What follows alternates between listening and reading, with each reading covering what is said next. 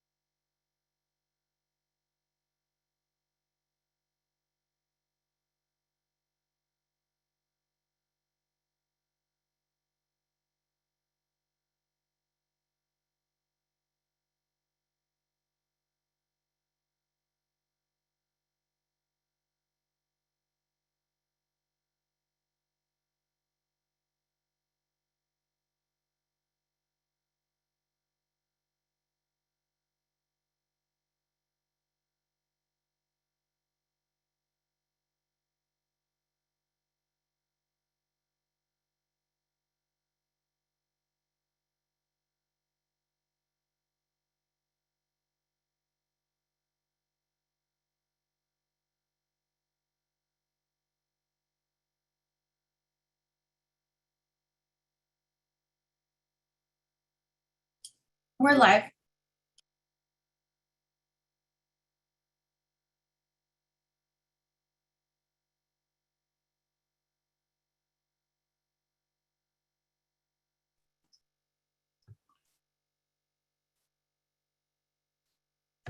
Thank you for that heads up.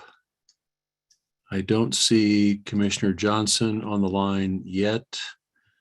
However, we do have 4 committee members, so we do have a quorum. And so at this time, I'm going to go ahead and begin the process of starting the meeting. How about that? In COVID times, it's begin the process of starting.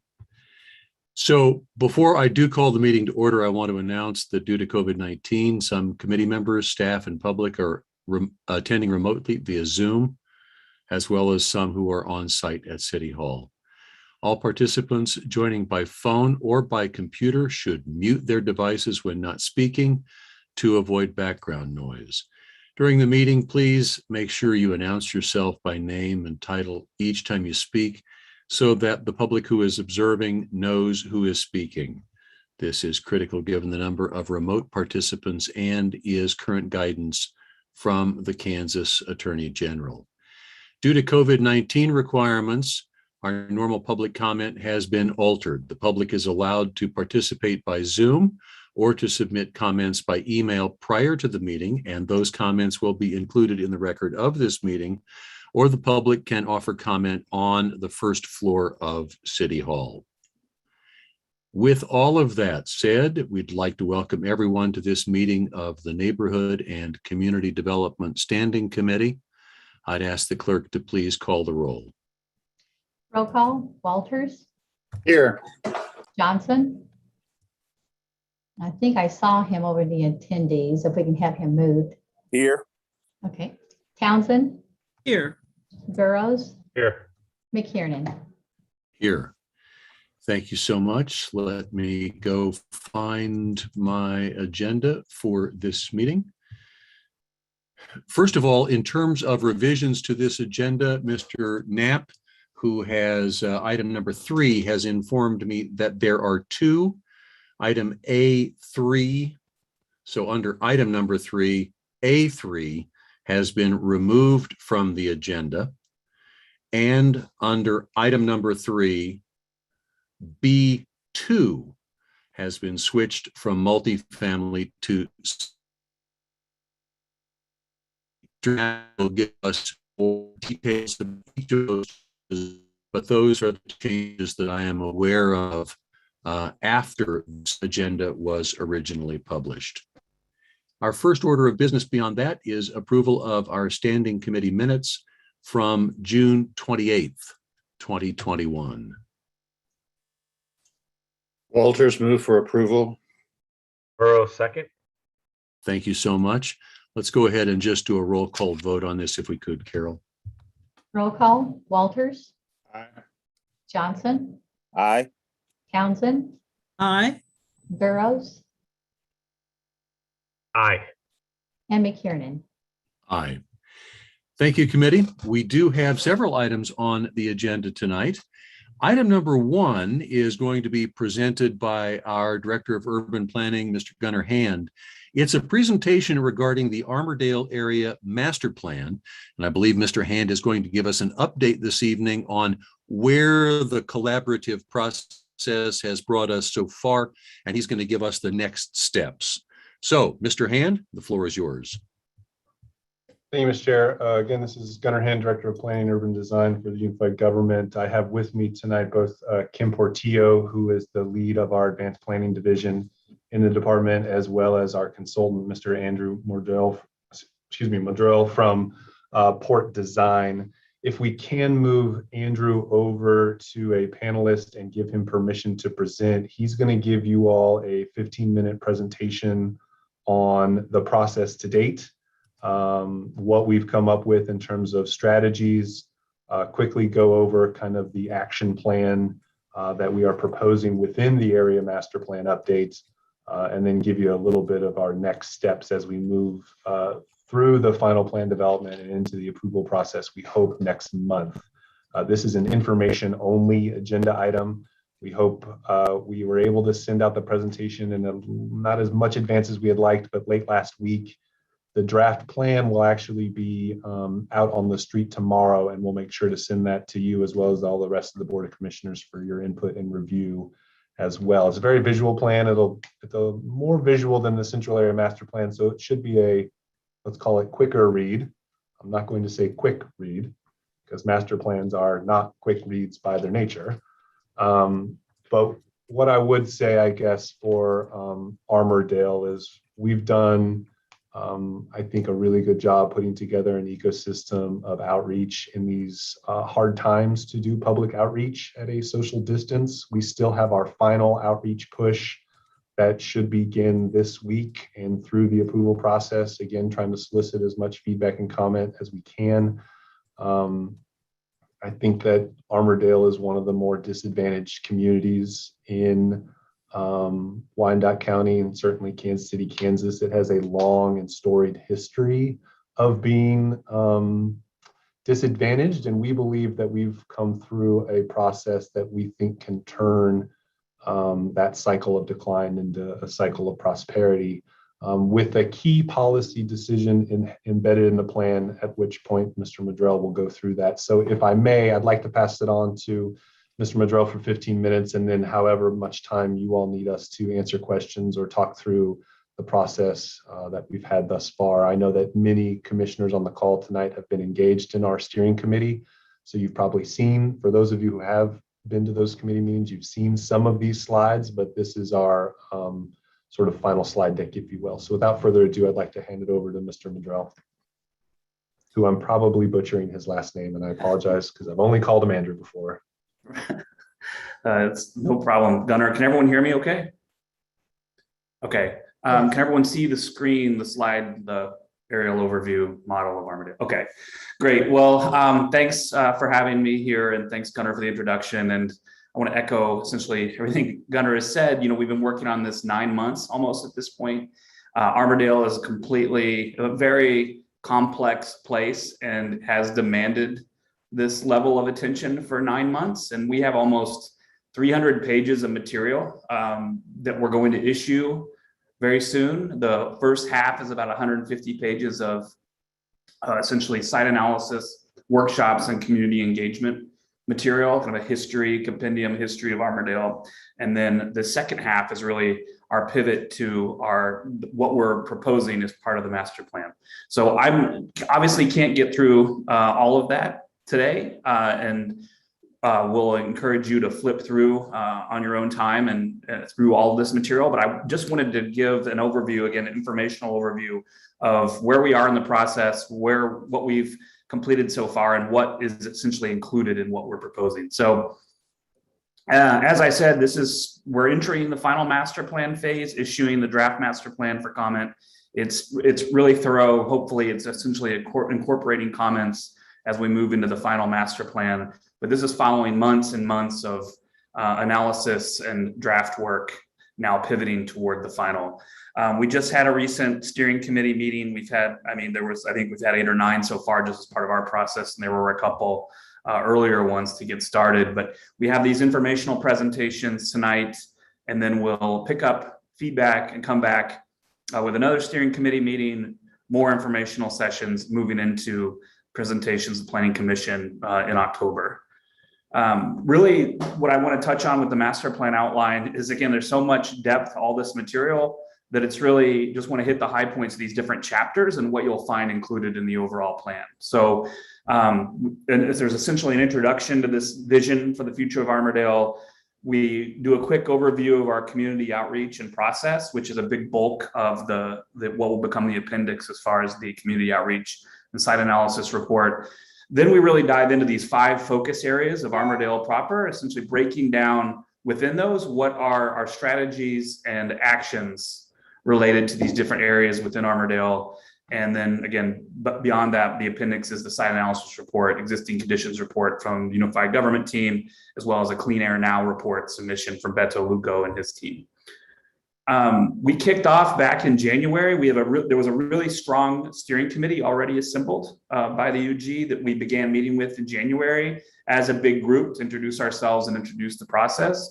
We then set up individual meetings with almost every single person on that steering committee, just to have a one-on-one Zoom, half hour, an hour, to hear more about their relationship to Armourdale and input for how we move through and establish priorities for our process. So what you see here in all this fine print is essentially, I think, 14 weeks of one-on-one meetings with lots of residents and stakeholders that also comprise the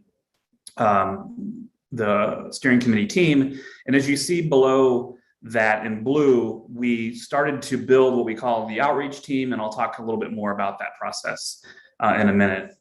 In parallel to the outreach and just getting on the ground and getting to hear about experiences in Armourdale, history of Armourdale, we started to really do a deep dive into the legacy and history of Armourdale, which is really inseparable from the history of Kansas City. So looking at some of the historical images and research we were compiling about stockyards and meatpacking through labor strife, labor movements, labor progress, all the way down to the Armourdale bathhouse that you see on the right, that's now the Armourdale Community Center, up to the Hispanic heritage and the long legacy that continues today of immigration and Hispanic culture in Armourdale. So here you see some of the early baseball teams and locally owned businesses in the 40s and 50s, which again, you go to Armourdale today and we'll see the same. Also, Armourdale is very unique in Kansas City as the only residential area in a floodplain. You know, the entirety of Armourdale is in a floodplain, and that's also a significant part of its history. Here we see the 1951 flooding of Armourdale, which was obviously the most devastating following earlier floods in 03 and 08 that had a significant impact on Armourdale. Armourdale also has a long legacy of segregation, redlining, and displacement, both attempts of kind of clearing parts of the neighborhood for urban renewal, like you see on the right, but also redlining practices that again, limited what could happen in the neighborhood and who would live in the neighborhood, and how investment or new housing or development was prohibited for the Armourdale population. In the 1960s, everything east of 7th Street was effectively cleared out post-flood and for a new industrial development, essentially displacing post-flood about a third of the neighborhood. You know, here you see the land use plan today of essentially this neighborhood core, almost entirely surrounded by interstates, rail yards, and different levels of high productive logistics and industry and very low use, low land value industrial uses. And this adjacency between the residential community core of Armourdale, surrounded on all sides by these industrial, some heavier than other uses. So a lot of them range from very, very low value storage and piles of things to much higher uses that you see mostly east of 7th Street, like the Sealy manufacturing plant. A lot of really the kind of neglect of a lot of basic conditions throughout Armourdale related to either lighting or sidewalks. This is really common, street view in one of the residential areas, and also essentially a declining housing stock of aging homes that are about 50% renter occupied and that have not seen the kind of new housing or new investment in them in a long time. So when we look at the parcel map here, you see in red what once was the community core of Armourdale down to the darker dashed red line, or thicker dashed line rather, in the center, and then all of the blue areas are vacant residential parcels in Armourdale. So really this, as Gunnar said, this cycle of essentially shrinking and disinvestment of a group that's historically, these houses date back over 100 years. And you see that population decline from a much larger version of Armourdale before the 1951 flood down to approximately 2,500 residents now. And this is this confined residential neighborhood. It's a pretty isolated island with no health resources within the Armourdale area, surrounded on all sides, but there aren't kind of some healthcare or fresh food. There's no grocery stores in Armourdale currently. There's a robust set of churches and some great schools and groups like Cross Lines and the ARA, and then in Shawnee Park, but in general, a very small constellation that's lacking things like libraries, police stations, museums, and other kind of cultural and civic amenities. So, overall, listening to the community, compiling all this information, doing all this research, we kind of depicted this cycle on the left of disinvestment, isolation, vulnerability, segregation, neglect, deterioration that has kind of been perpetuated throughout Armourdale's long history. And the idea now, with this incredible moment where Armourdale sees a first master plan for the first time in over 40 years, this opportunity to try to pause and ultimately reverse this cycle and substitute these words on the left for the words on the right: safe, empowered, included, attracted, stimulated, accessible. And how do we get there? And that's really been what has been taking so long, is to establish kind of priorities for an image of Armourdale that you see here, with connectivity and bike lanes and robust public spaces balanced with the kind of perimeter of high functioning logistic and industrial uses around the outside, but within this strong and resilient neighborhood core with access to fresh food and new river amenities and public spaces and houses. So really essentially, by Armourdale essentially persisting as long as it has, we now have this amazing opportunity to deliver the resources that the community has been neglected or denied for a majority of its history. We started at the beginning with this outreach team process that I was talking about to reach the community. We built this kind of multi-pronged effort to get as much input as we could. So we built an outreach team consisting of 4 Armourdale residents who were each, paid and hired and became part of the consultant team, and armed with printed surveys, online surveys, posters, postcards, a website we built, and we incorporated them into a couple workshops and engaged them with different community leaders to essentially build this whole process toward establishing priorities for the master plan. So here's our outreach team, who was literally going door to door, meeting Armourdale residents to hear from them directly, having conversations in English and in Spanish, and gathering as much input as we could. Here's an example of the website you can visit is Armourdale Strong, and it has a lot of our information and prior events and reports up, but I invited people to take a survey or simply call a number and leave a voicemail and tell us a story. But again, trying to find, especially during COVID, different ways to make these platforms available to different audiences in English and in Spanish. This was a postcard and poster that were distributed around the neighborhood that could be filled out and left with some of our partner organizations.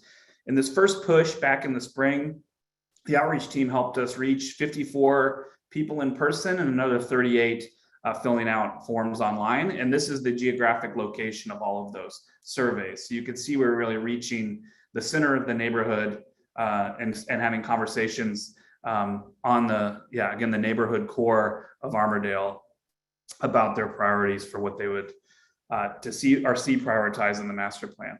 We conducted 2 workshops. These are kind of note boards and mood boards and a kind of summary that there's pages of this in the report from the outcome of those conversations. But we hosted a health and safety workshop in late March, followed by a community and economic development workshop in June.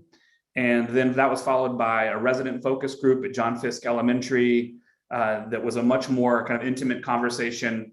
And then a week later, a block party at John Fisk where we had tents set up and went through about 100 hot dogs and just hosted kind of casual conversations around a big plan of Armourdale, collecting feedback and stories from neighbors and stakeholders, as you see here.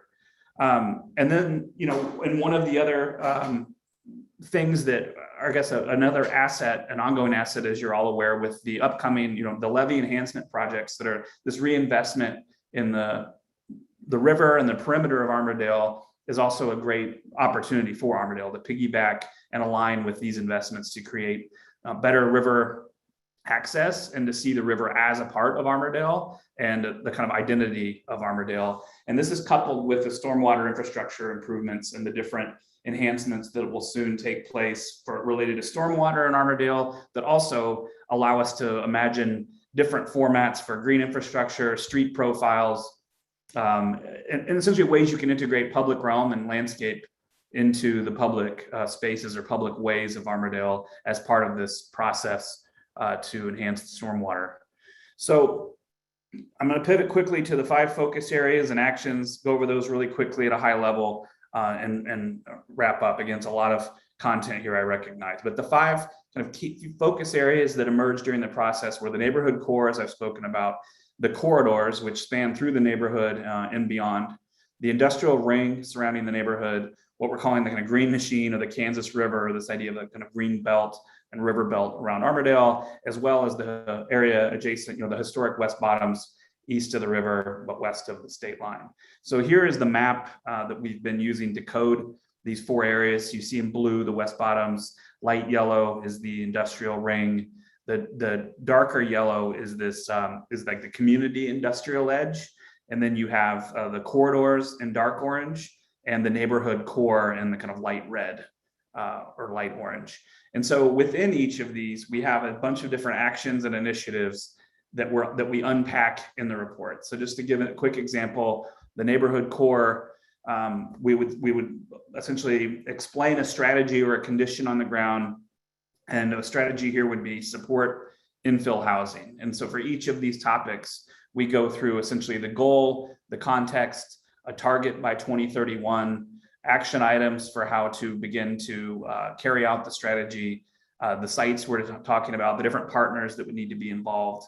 But essentially, I think across the neighborhood core, I think we had almost a dozen of these strategies already, ranging from housing first initiatives or increasing capacity of Armourdale community organizations, sidewalk installation, bus shelters, legal aid or tenant services, code enforcement, community and policing, youth programming, healthcare, and fresh food initiatives. So that's just the long list of how we can begin to think of strengthening the neighborhood core. And we illustrate a lot of these actions examples with kind of a before after that might demonstrate what vacancy looks like in the neighborhood and how appropriate scaled affordable housing might begin to infill and strengthen some of these conditions.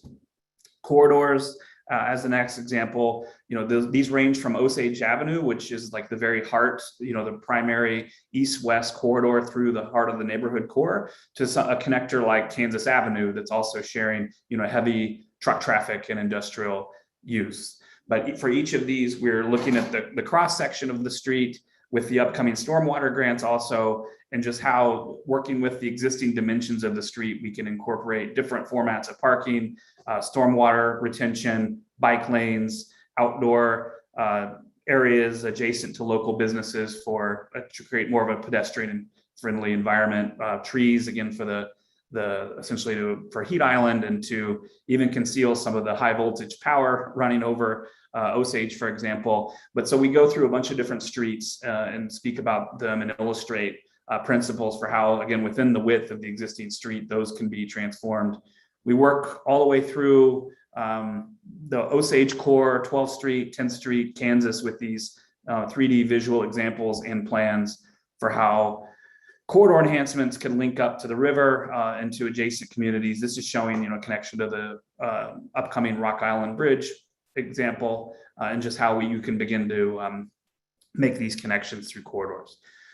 The industrial ring is focused on, again, the community scale, kind of lower use, lower value, zoned industrial parcels around the perimeter of the residential core. And most of these are about either trying to phase out some of these low uses like, tire piles, pallet piles, things that essentially aren't adding to the kind of community value of the neighborhood core, but also how new development can be shaped to maintain, a pedestrian street, add best practices and new essentially stormwater retention or other ways to raise the overall value and I guess be a better neighbor to the neighborhood core. So we outline a bunch of these conditions as well. Finally, we get to the river, again, working with the levee enhancement and the betterment projects there to strengthen the connections back to the neighborhood, to and through Armourdale. And we've been trying to illustrate a long-term plan for what these different moments on the river, how they could take on different, recreational uses for Armourdale and Kansas City at large. So this is an in-progress view of that idea of these different moments where you could connect to the river and find different hubs or activities or trailheads that's all linked up to a much larger, river network. So we're trying to parse out and explain or kind of visually demonstrate some potential ideas for these different hubs. So I think there's about 7 or 8 of these in the report as well, including, again, obviously the Rock Island Bridge, which is the most, well advertised at the mall at the moment.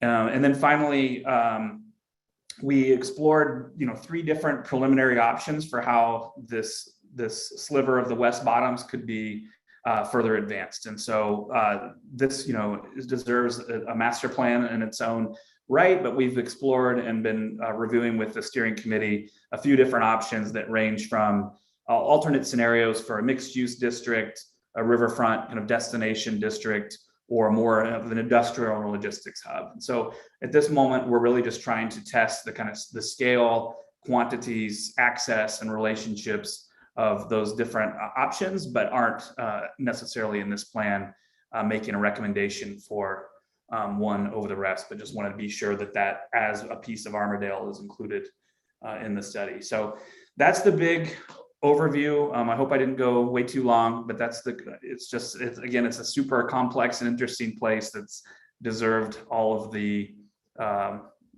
work that our team has been collectively pushing on it for about 9 months now. So thank you for your time. Happy to answer, again, we'll share this, happy to answer any questions now, but also looking forward to sharing and collecting comments on it as we go. Thank you so much for your presentation. Mr. Hand, did you have any follow-up to that? Thank you, Commissioner. Again, Gunnar Hand, Director of Planning and Urban Design. I think I just wanted to reiterate sort of the process to date. So we will send a draft of the document out to both the Planning Commission and all the Board of Commissioners tomorrow. We'll give you a date where we hope to receive all the comments back. We will give this presentation again tonight to the Planning Commission for information only, as well as come back to the full commission on the 30th and give the same presentation to the full commission, again, for information only. The idea is between all those dates for the rest of this month, we'll be doing a lot of outreach in the community to also solicit final feedback on the draft plan, again, working towards our October approval process, fingers crossed. So we were gonna have a final public meeting as a part of, or being having this planning process and our team be a part of the Armourdale Flood Parade that was recently canceled. We are quickly pivoting yet again. We did a similar pivot for the Central Area Master Plan during the first wave of the pandemic. This is what, the fifth, fourth, whatever wave it is now for the Delta variant. I think we're probably going to do some sort of open house thing at the rec center around the same day at the end of this month, but it'll feel more like, how can we help people provide final input? How can we show them where this information is?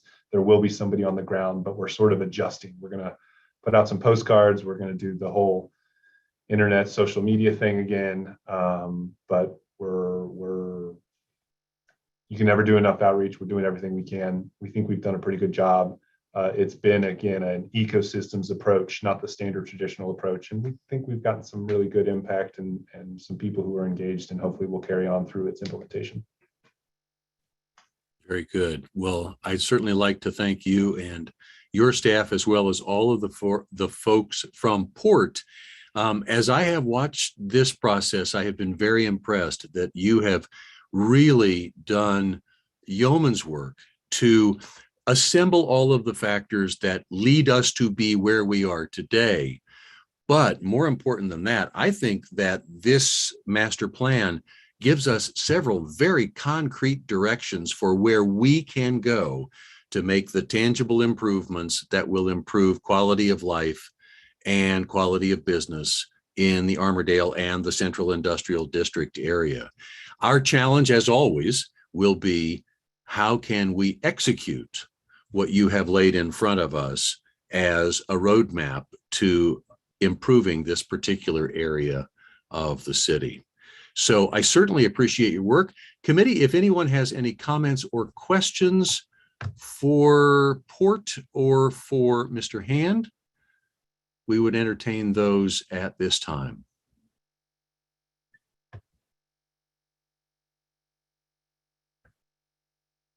I don't see any hands up from the committee. I am confident that all the members of the committee and the commission will look in detail through the draft report when it is distributed, and we will no doubt have some additional comments and questions as we finish this process. I have been very impressed with this process. I've been impressed with your ability to pivot and be flexible, and yet still give us a very high quality product that is a great roadmap. Now, our question is, can we follow the roadmap? Thank you so much. Thank you for your time, everybody. That does take us to item number 2 on tonight's agenda. And I do believe this is Mr. Hand again. And this is going to be a presentation with an update on the countywide mobility plan and transit-oriented development plan. Thank you again, Mr. Chair. Afternoon, everyone. This is Gunnar Hand, Director of Planning and Urban Design again. I don't have a presentation tonight. I just wanted to give you all a verbal update. I figured while I was here talking about Armourdale, I could talk about our other large master planning process that we're about to undergo. As you all may know, last year we won 3 different grants from the Mid-America Regional Council for their Planning Sustainable Places program. One of them is the Countywide Mobility and TOD Strategy, what we have come to call GoDotte, the GoDotte Strategic Mobility Plan. And we are currently in the process of developing, not too dissimilar from what you just heard from Armourdale, kind of what they're calling a foundations report. That foundations report, we believe, will help guide the conversation about where we want to go in terms of a transportation future in all of Wyandotte County. Again, this is a county-wide, not citywide, so we are in collaboration with our 3 incorporated cities. Even though only a little tiny sliver of the city of Lake Quivira is in Wyandotte County, we've included them in this process as well as partners. Obviously, the 2 other PSPs will be folded into this larger mobility plan, as they are corridor studies that should and will in the future live inside our single mobility plan for all of the county.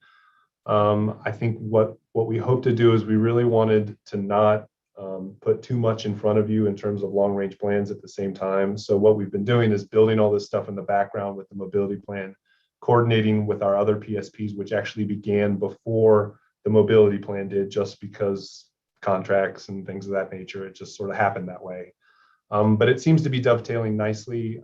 We're going to come out strong in October with a survey and the foundations plan for your review. And we hope to be in front of some of the infrastructure committees. I think we'll come back to a standing committee. I believe it won't be this one. It might be, it could be all of them. Probably won't be this one. But I think what I would say about the mobility plan is similar to Armourdale, with all the stuff going around, whether it be the pandemic, its response, and some of the other legislation that Congress is working on right now. We think this is an opportunity for us to sort of formulate a strategic set of projects countywide into the future that may or may not want to tap into future federal funds coming down the road. But this is certainly the type of planning given to us by the Metropolitan Planning Organization that doles out those types of funds that will come down from the federal government. This is their plan, this is their planning money that they gave us to do these things. So it is right for us to think holistically and strategically about this. So we hope to have some really challenging conversations about mobility across the county. There's a lot of new technologies, there's a lot of new modes. We have an unbalanced system. As you all have been talking about for years, there's a lot of deferred maintenance in the system. We are working closely with Public Works on this process to align it with the CMIP somewhere at the end of the planning process as well. So there's a lot to go through. And I've said this over and over and over, and I'm going to continue to say it. This is a big deal. This is a big project. This is going to be a lot of engagement, and you're going to see a lot of us in the coming months talking about mobility. I think we all look forward to the conversations because they will lead us to a better place in terms of getting people from place to place and in terms of how we place our new development with respect to transit and transportation. I appreciate your update. I'd ask the committee if there are any comments or questions. And Commissioner Johnson. Thank you, Chair, and certainly to Gunnar. This is definitely a big deal, and I'm looking forward to it. I think that, and it's probably too soon to ask this, but my thought is that this could really lead to some discussions that will kind of be symbiotic to our overall infrastructure discussions. And so it's going to be really interesting how this will shape out. How long of a process do you think this will be to get through this planning process? Gunnar Hand, Director of Planning and Urban Design. I believe we have scheduled a year for this planning process. We're about 2 months in already. So sometime late next spring or early summer, you will see us we hope to be in the approval process. But I just want to go back to your main point, Commissioner, which is spot on. Not every community is in the middle of developing a mobility strategy for itself at the same time that all of these potential federal funds are coming down. This is our chance to do it within that framework and look more strategic, more aligned, and more put together than anybody else out there in the country. There's definitely a lot of mobility plans, don't get me wrong, but there's far fewer of them doing them within this current context. Yeah, I agree with that. And I know to the public that could be listening right now or that may be listening at a later time, they're seeing a lot of discussion about master plans.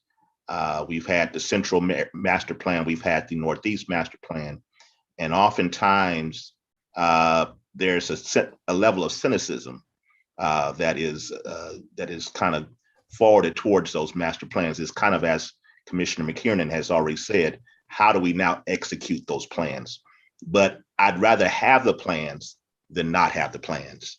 And I think that it positions us, all of these things position us for future development opportunities, for future funding opportunities, and collaborative opportunities, since we have these things. And if we could just keep them current and vibrant, I think it really will reposition this city in ways that we can never imagine for the next 30 to 50 years. So thank you, Chair. With that, I'll yield the floor. Thank you, Commissioner. Any other comments or questions from members of the committee?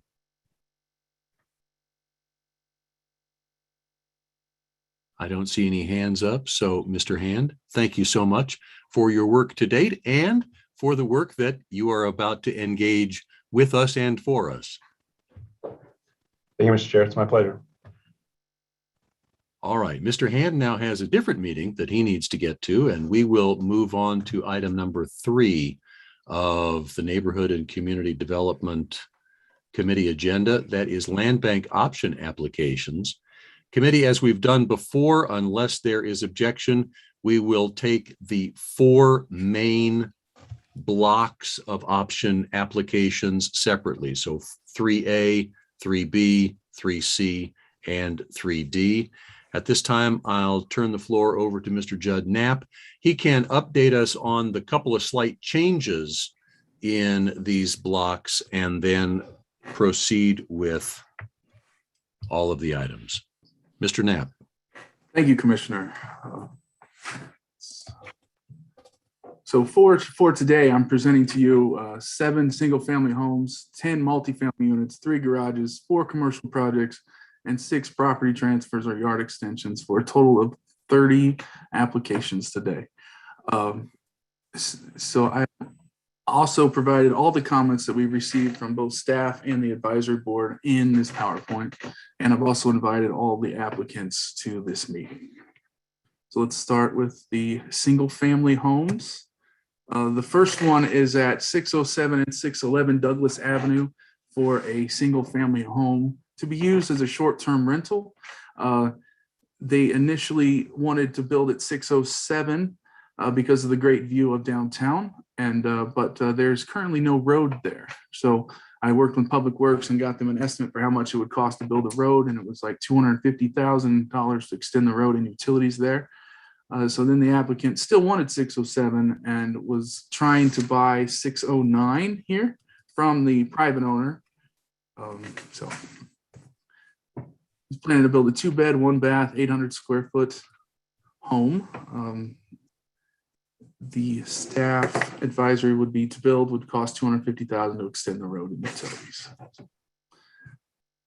The next one is at 2735 Roswell Avenue. This is for a single family home built by Habitat for Humanity. I do have to say on this one, this one is a replacement to a previous option you've approved that was deemed unbuildable. So the option like worked in that situation where they tried to build it.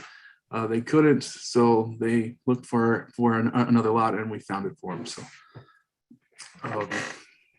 staff and the Land Bank Advisory Board both recommend the project.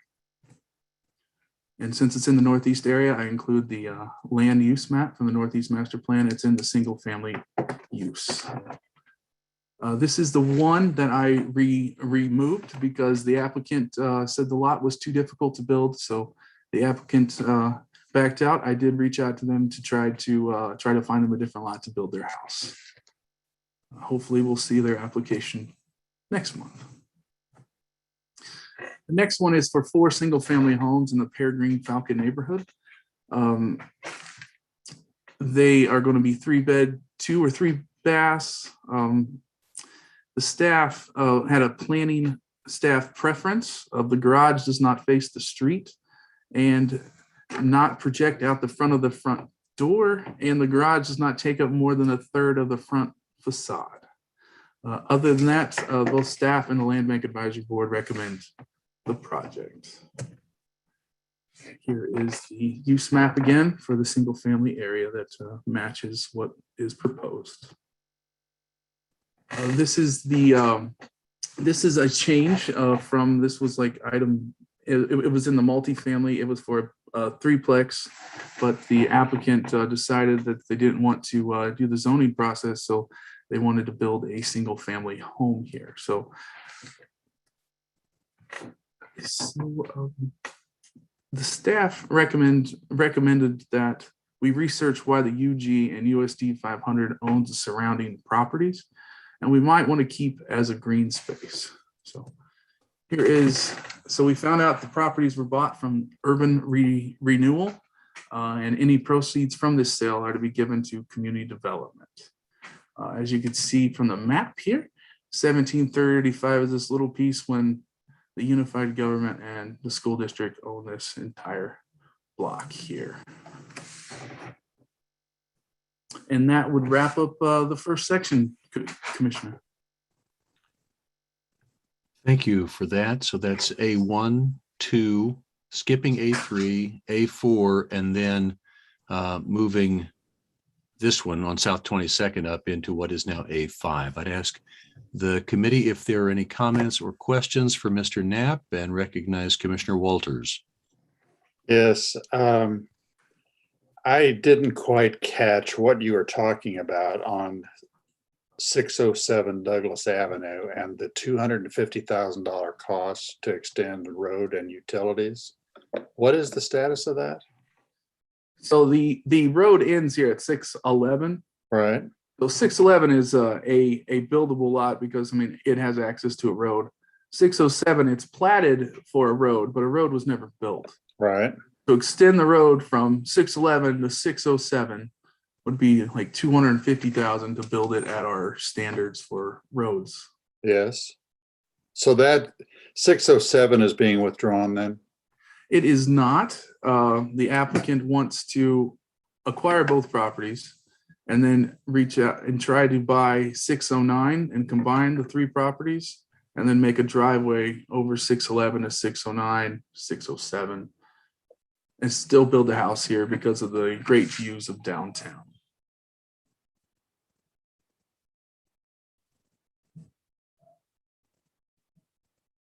Can I'll thank Commissioner Walters for asking the exact question that was on my mind. So the applicant is effectively proposing to do the street extension on private property by building a long driveway. Is that what I'm understanding? Yes, yes.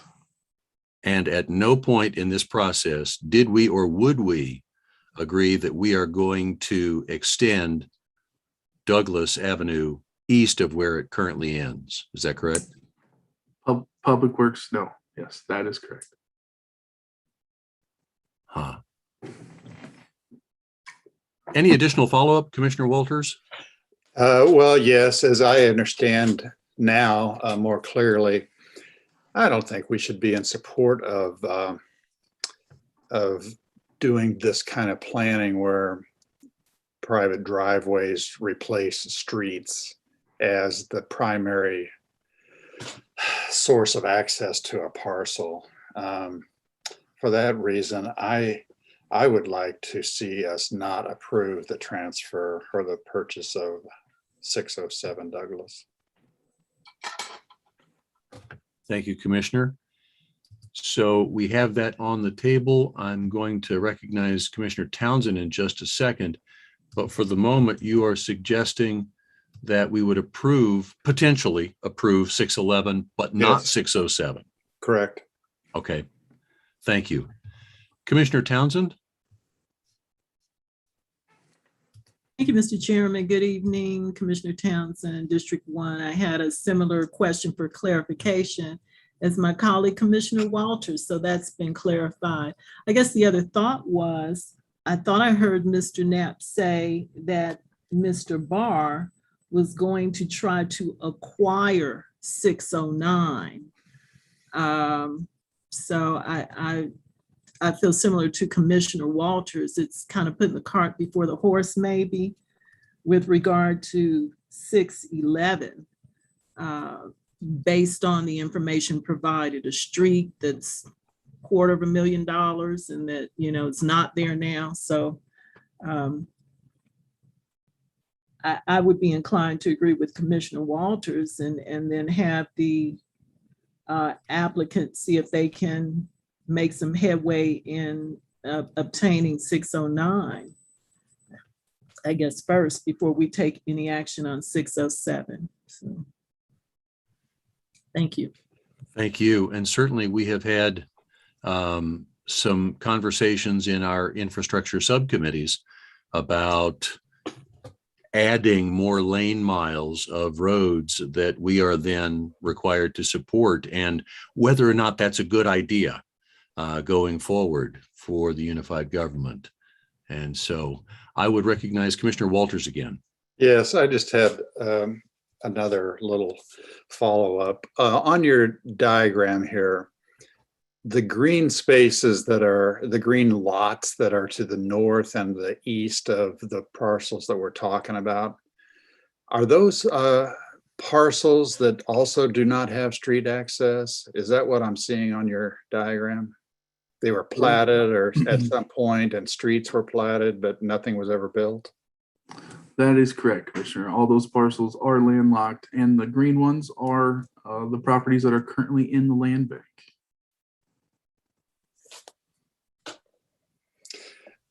Okay, I'm just speculating that if that's such a desirable place to build, it would be nice to have a large development project that would build streets and utilities and make a package deal to convey all those lots to a comprehensive development. Just speculating. Thank you, Commissioner. It does appear that we have Ryan Barr, who is the applicant for 607 and 611, who is with us and has his hand up. Mr. Barr, it appears that you have been cleared to speak. So if you could just take a moment to address the committee. Yeah, thank you for taking the time to review all of this. So initially, yes, I did want to do 607. I took a visit out to the site, and it is really obvious that you cannot extend that street. There is a sewer line directly at the base of the hill, right where the road would start. Along with the topography, it's really steep. So I'm not thinking that there's ever going to be any feasible on a financial basis to build a road to 607, which is why after I spoke to Judd basically a little bit, the plan was to enter off of 611. And then I was going to reach out privately to the person who owns 609. And from a little bit of research, I've found out that he owns 5 other lots directly in that area. However, none of them have street access to it. I have no idea if he'd be willing to do that. However, I'm hopeful about it. And if not, if he does want to sell it to me, then I'm fine with doing 611. Thank you so much. Appreciate that input. Do any other members of the committee have any comments or questions on this first batch? It'd be item number 3A. And seeing no hands, is there anyone in attendance, either in the lobby or in Zoom, who'd like to offer any public comment on any of these applications? I do see that Commissioner Bynum is with us as an attendee. So if we can get her moved over, I would recognize Commissioner Bynum for some input.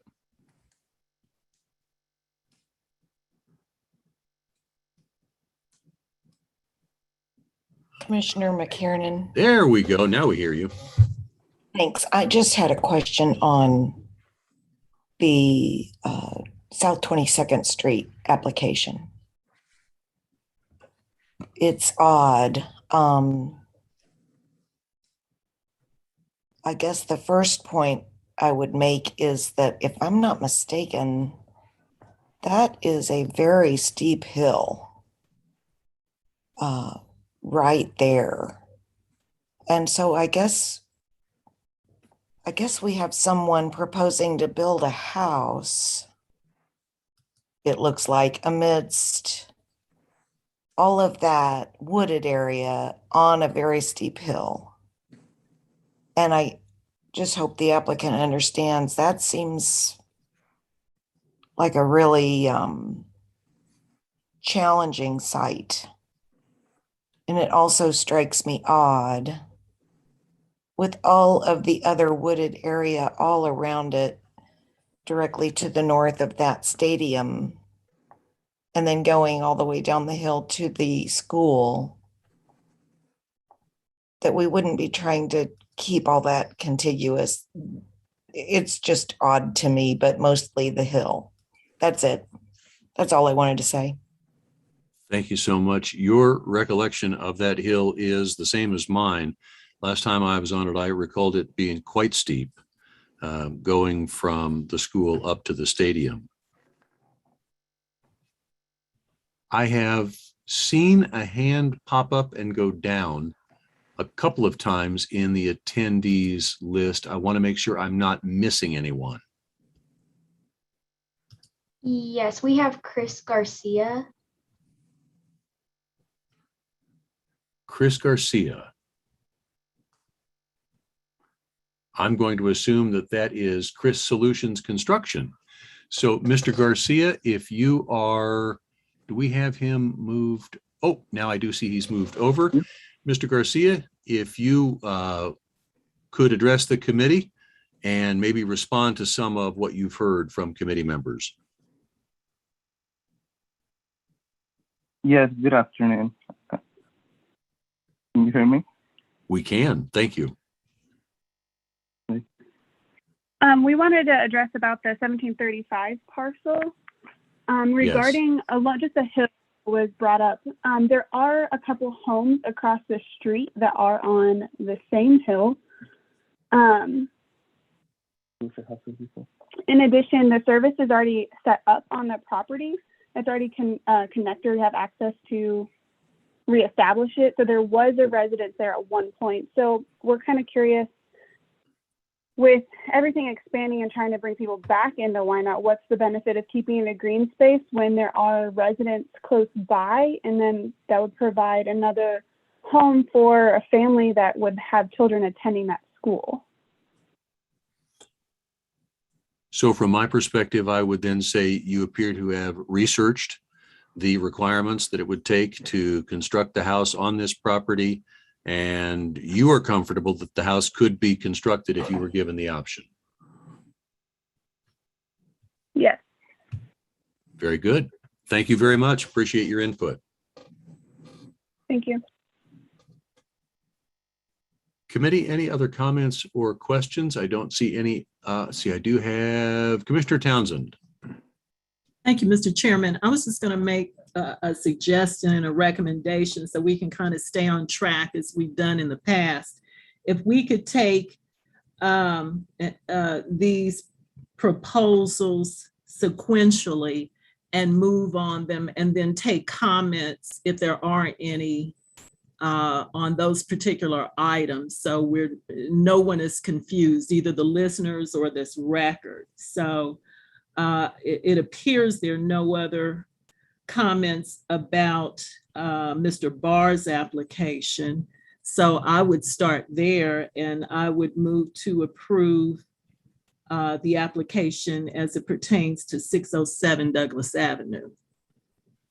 So Commissioner, just as a point of clarification, we were going to consider all of the items under letter A, item 3A, consider them as a group.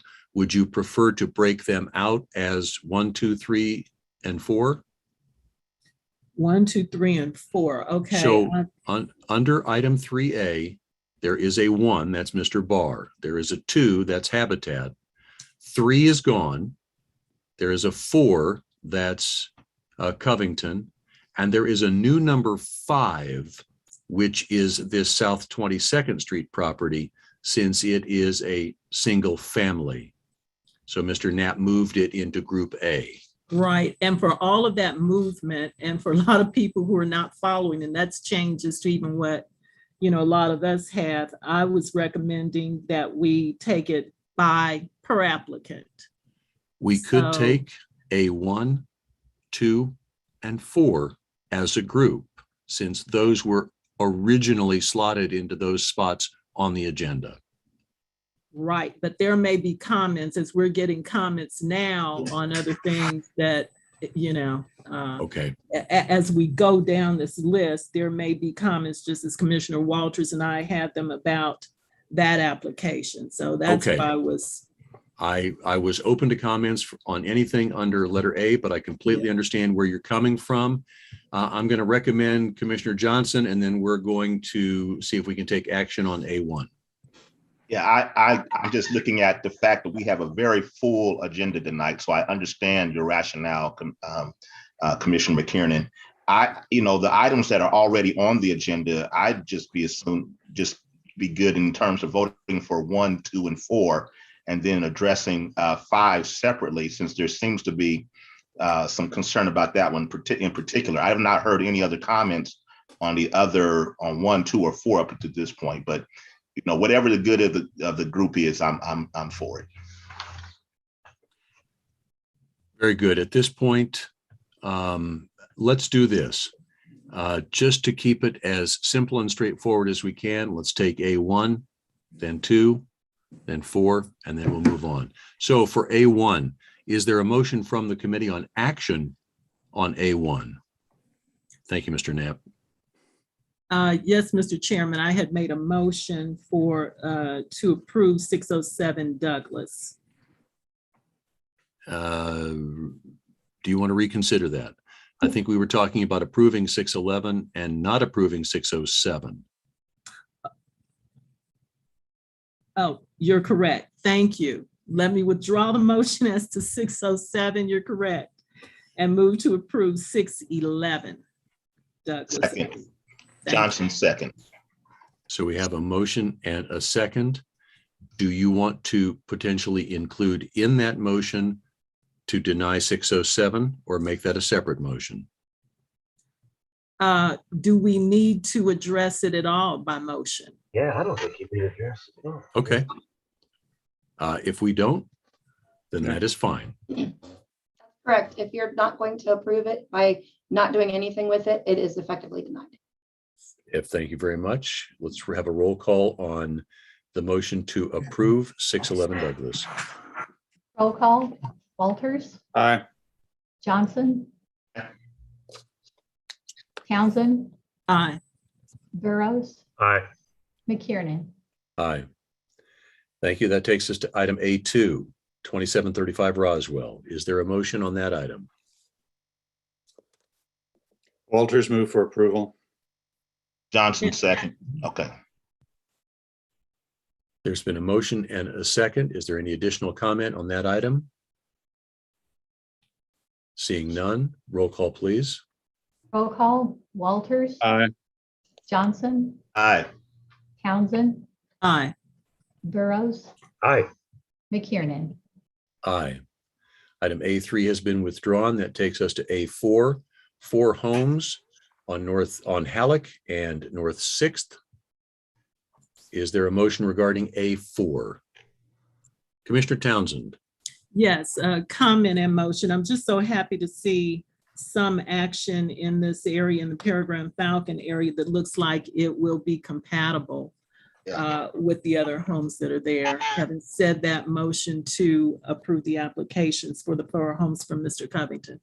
Johnson, second. Thank you. There's been a motion and a second to approve item A4 as submitted. Any additional comment or question? Seeing none, roll call, please. Roll call. Walters, Aye. Johnson, Aye. Townsend, Aye. Burroughs, Aye. McKiernan. Aye. And Mr. Knapp had suggested that we move what was item B2 up into the A or single family group. That is the property on South 22nd that we have just discussed. Is there a motion on what was item B2, 1735 South 22nd Street?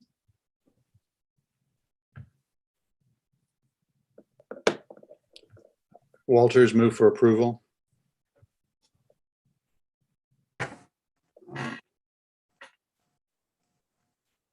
Townsend, second. There's a motion and a second to approve that as submitted for single family. Any additional conversation or comment? Seeing none, roll call, please. Roll call. Walters, Aye. Johnson, Aye. Townsend, Aye. Burroughs, Aye. McKiernan. Aye. Thank you, committee. That takes us to item B1. Mr. Knapp. Thank you, Commissioner. So for this multifamily project at 922 North 47 Terrace, It is for new construction for cottage style rentals for seniors, disabled veterans, and physically challenged. They plan to build 10 to 15 units of 1 bed, 1 bath, studio apartments, 590 to 720 square feet. The next steps, they will need a change of zoning, so it will require another public meeting. And the staff advisory committee said would require a zoning change to R4 garden style apartments. Planning would also like to have a pre-application meeting to help the applicant submit their application to help them with any problems they had before they made their application. So, and the Land Bank Advisory Board also recommends the project. Commissioner, that concludes item B. Thank you, Mr. Knapp. Any comments or questions about item B1 on North 47th Terrace? Just a reminder that even if the land bank acts positively or affirmatively on this tonight, it is just an option, and that the applicant would still need to complete all required planning and zoning before beginning construction of the proposed structures. I don't see any comment or question from the committee. I would ask if anyone in, I'm sorry, I do have Commissioner Johnson. Thank you, Chair. I had questions and comments, but you kind of preempted that with your comment about going to land bank or going to planning and zoning in the public meeting. So I'll let them do their jobs, and we'll, move it forward. So, Commissioner Townsend. Thank you, Mr. Chairman, Commissioner Townsend. Blame Commissioner Johnson because I wasn't going to say anything. But my comment is that the goal or the hope of the applicants to build these cottage style facilities addresses or targets segments of the community that I think all of us have heard in the last several years a request for in terms of housing stock. So I just did want to acknowledge that. Of course, they still have to comply with all the other planning and zoning, but I hope something can be worked out because of the groups that are being identified as targets for housing, to fill a need for housing. Thank you. Very good. Thank you, Commissioner. Does anyone among the attendees wish to make a comment on this particular application? Commissioner Walters. Just a question. Judd, do you know if any parking is planning to be provided, or are they relying on parking on 47th Street to serve these units? Commissioner, I do not know, but I'm assured planning will take care of the parking requirement. Okay, well, I hope they do too. And I'm just curious as to whether that came up in any of your conversations. It did not. 47th Street's a pretty busy street. Okay, thank you. I don't see any other requests for comment. So is there a motion from the committee?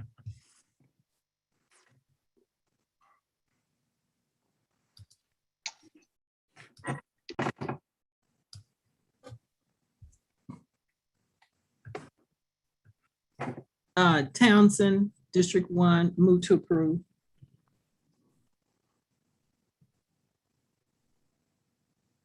Is there a second from the committee?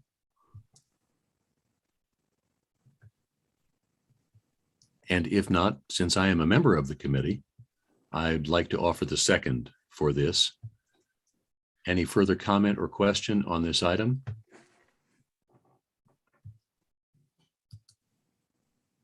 Roll call, please. Roll call. Walters, Aye. Johnson, Aye. Townsend, Aye. Burroughs, Aye. McKiernan. Aye. Thank you, committee. That takes us to items, or it's item 3C, new construction, garages. And Mr. Knapp, let's just go ahead and do C1 since we're going to take these sequentially one by one. All right, Commissioner. So they are requesting two lots at 1210 and 1214 Waverly Avenue. They currently own 1213 and 1215 Haskell Avenue. They want to build a garage with an accessory dwelling unit above it. The applicant really wants to live close to his family. So that's why he's suggesting to build a garage with an accessory with an apartment above it. So it'll be a 2-bed, 1-bath, 1,000 square foot accessory dwelling unit. Staff does not recommend this project because it will extend their parcel to become a through parcel, thereby making their garage the front-facing building on Waverly. And the Land Bank Advisory Board did not have a, they recommend the project. That concludes item 1 there. So that does answer a question that I had, that if this applicant were to acquire these properties, they would own all the way through from Waverly to Haskell. Yes, Okay. and there is no alley. The garage front would have to face Waverly. All right. So Any comments or questions from the committee?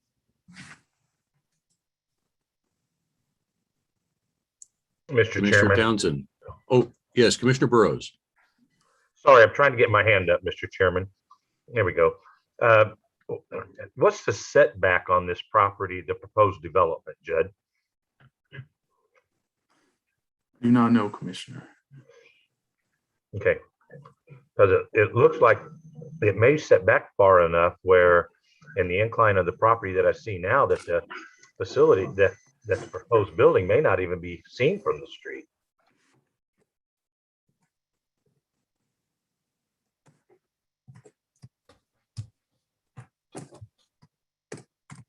I appreciate that, Commissioner Burroughs, but maybe I'm looking at these wrong. I'm looking at the picture on the left as being the lot where the garage would be built. And if that's the case, then it does appear to be pretty much on the same level as the street.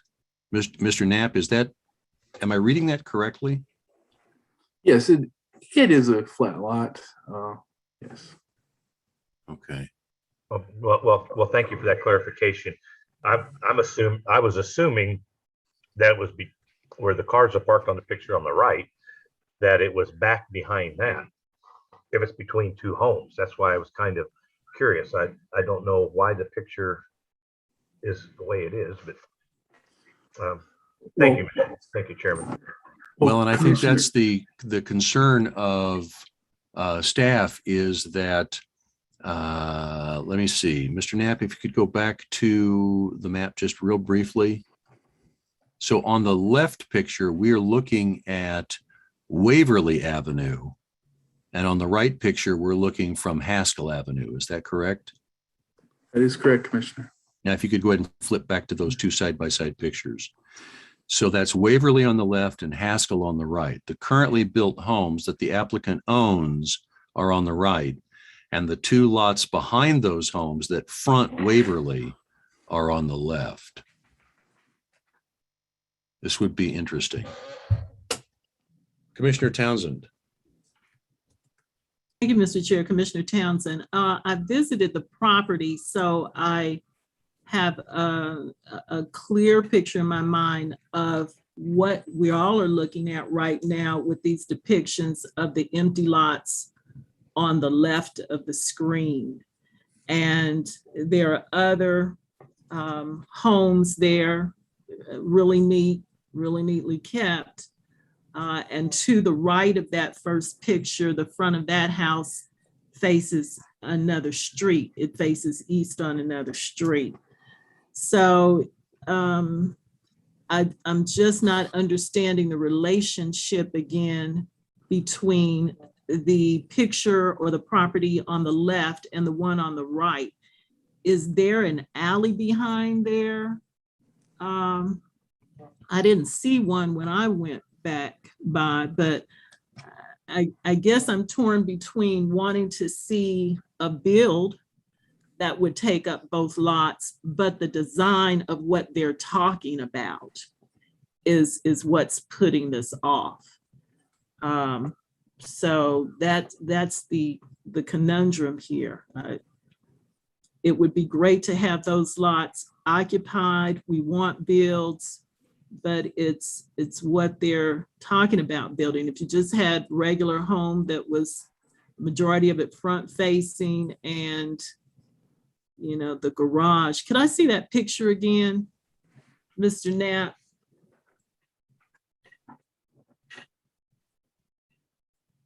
Yeah, it just looks like you have all garage facing Waverly. That would look odd in conjunction with what's already there in the neighborhood.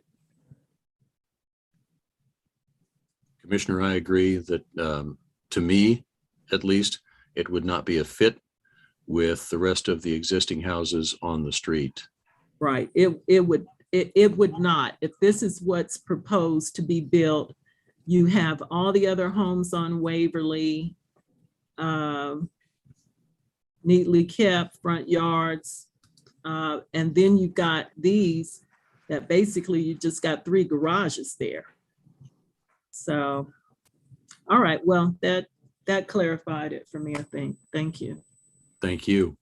Any other comments or questions from the committee? Are there any comments, public comments from anyone in the attendees list? No hands are raised. Thank you very much. In that case, I would ask the committee if there is a motion on this, revisiting our earlier discussion that if there is not one, then this item simply would not move forward.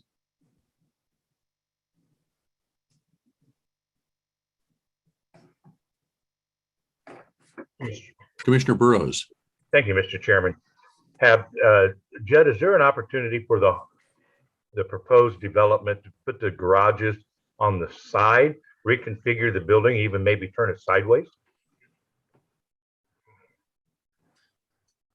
The 2 lots are wide enough, but I am not a building inspection or planning, so might not be the best to answer that question.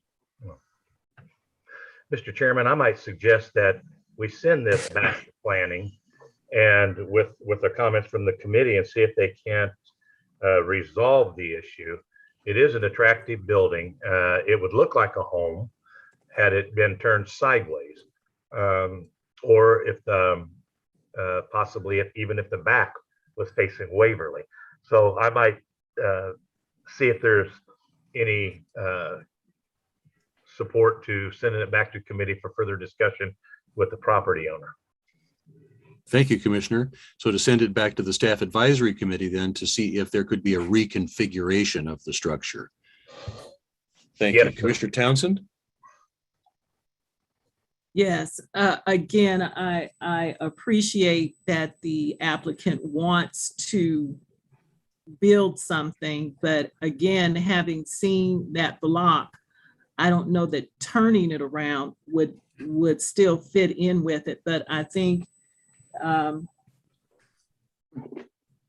it would be productive to have the conversation again. You know, even if, and correct me if I'm wrong, even if we took no action, the person could still do that.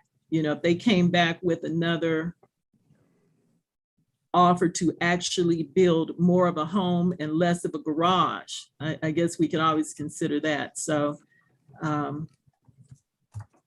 but something more fitting that will actually blend in with that. So if Commissioner Burroughs has made a motion with regard to that, I would second that for this applicant to get another bite at what they, you know, are proposing to do.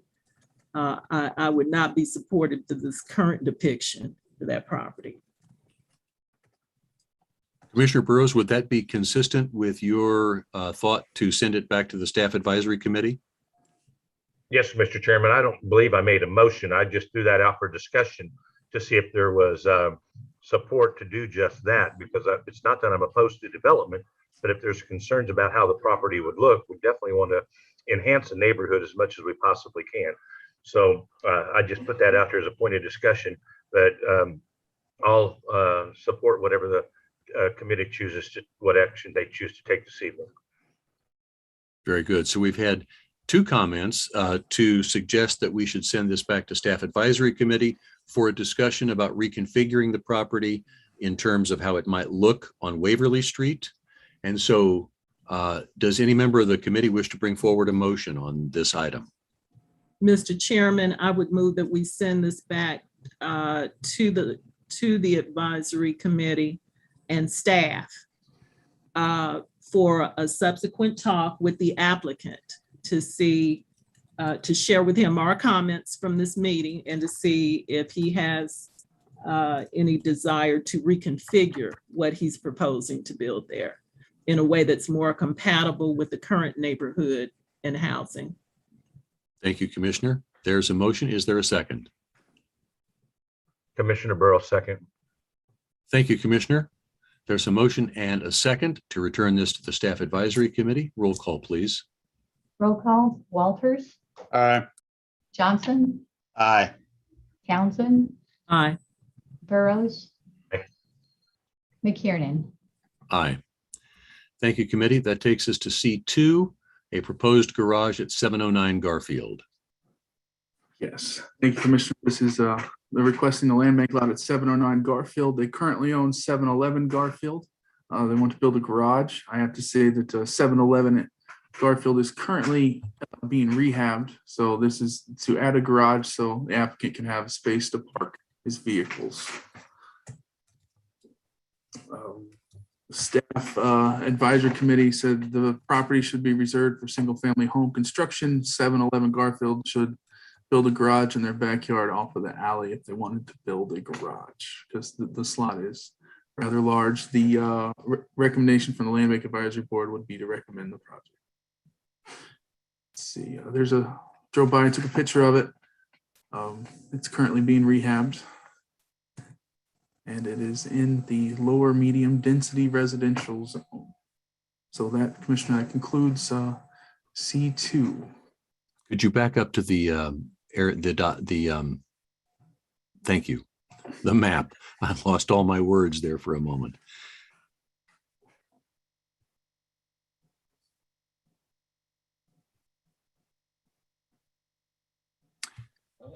That's fascinating. Mr. Knapp, would this garage also be front facing as the one that we just considered on Waverly? Planning would recommend that it faces the alley. Face the alley, okay. So what would the front facade look like from Garfield?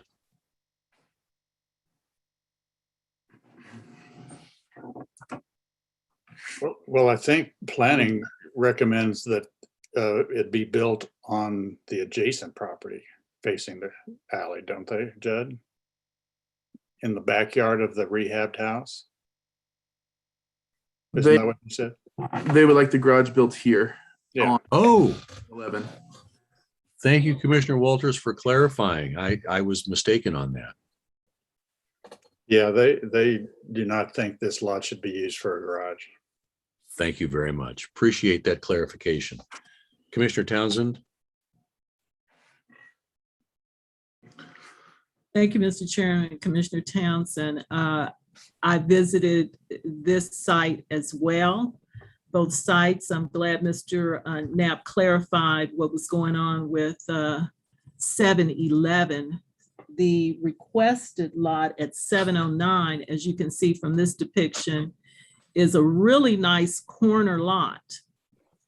And if you go to the corner of Garfield and Alice and then head south on Alice, and you go behind that lot, there is an alley that is graveled, fully accessible between Alice and 7th Street.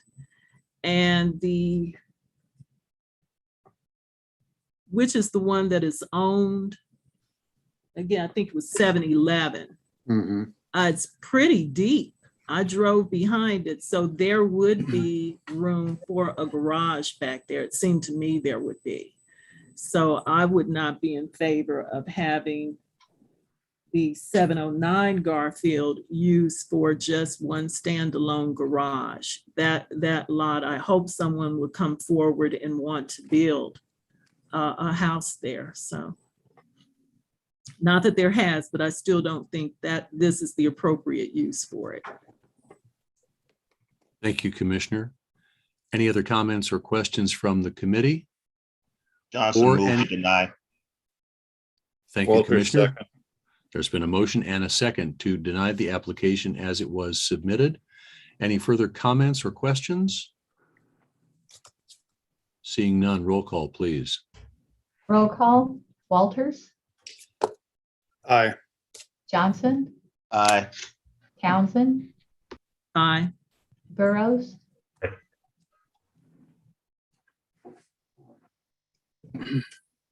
Commissioner Burroughs, Aye. McKiernan. Aye. Thank you. That takes us to item C3, a proposed new construction garage at 919 Cleveland. Thank you, Commissioner. So they're requesting 919 Cleveland Avenue. They currently own 913 Cleveland Avenue. They're requesting for a 2-car garage. The staff said the staff didn't recommend the project, and they said they can build a garage on their current property that they have. And the Land Bank Advisory Board recommended the project. So if you take a look at the map there, this house is already like on 2 lots itself. And I think that's where the staff comment comes from, that they can build a garage here and not take that lot. So Commissioner, let's see here. And it is in the lower medium density area. Commissioner, that concludes C3. Thank you, Mr. Knapp. I do believe this item was before us last month, and we asked you to bring it back this month. Is that correct? That is correct. And we were going to do a little bit more investigation. And at the moment, I'll be honest, I don't remember what investigation if we were going to reach out to the applicant. Does any member of the committee have any comments or questions about this application? Commissioner Burroughs. Thank you, Mr. Chairman. The lot of 919 is, do we know if there was a home there prior, and if it's actually buildable, or if it was prior to some of the changes we've made in reference to how we cleared property? Is it actually a buildable lot or a home versus a garage? Currently under the land bank, what is buildable, it is a buildable lot, yes.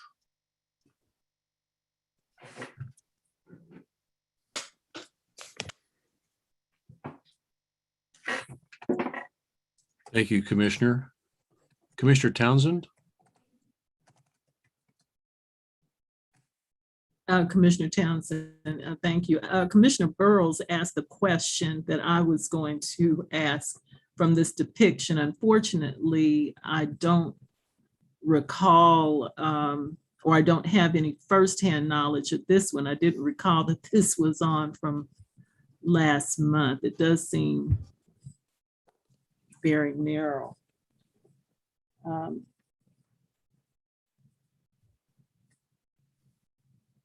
And staff's recommendation is on the current property owned at 913. It looks like there's space for a garage, right?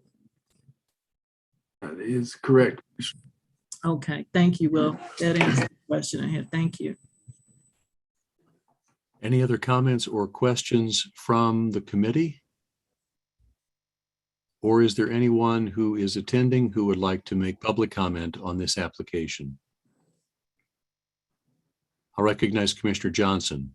Thank you. Yeah, I do remember. Thank you, Chair. This is Commissioner Harold Johnson, District 4. I do remember having conversation, Judd, on this item at our last meeting. And the question, I think I just need clarification that you could maybe reiterate. 919, is that a 25-foot lot? How large a lot is that? It looks like it's a 25-footer. It is 33 feet wide. 33 footer. My, okay, I'm sorry.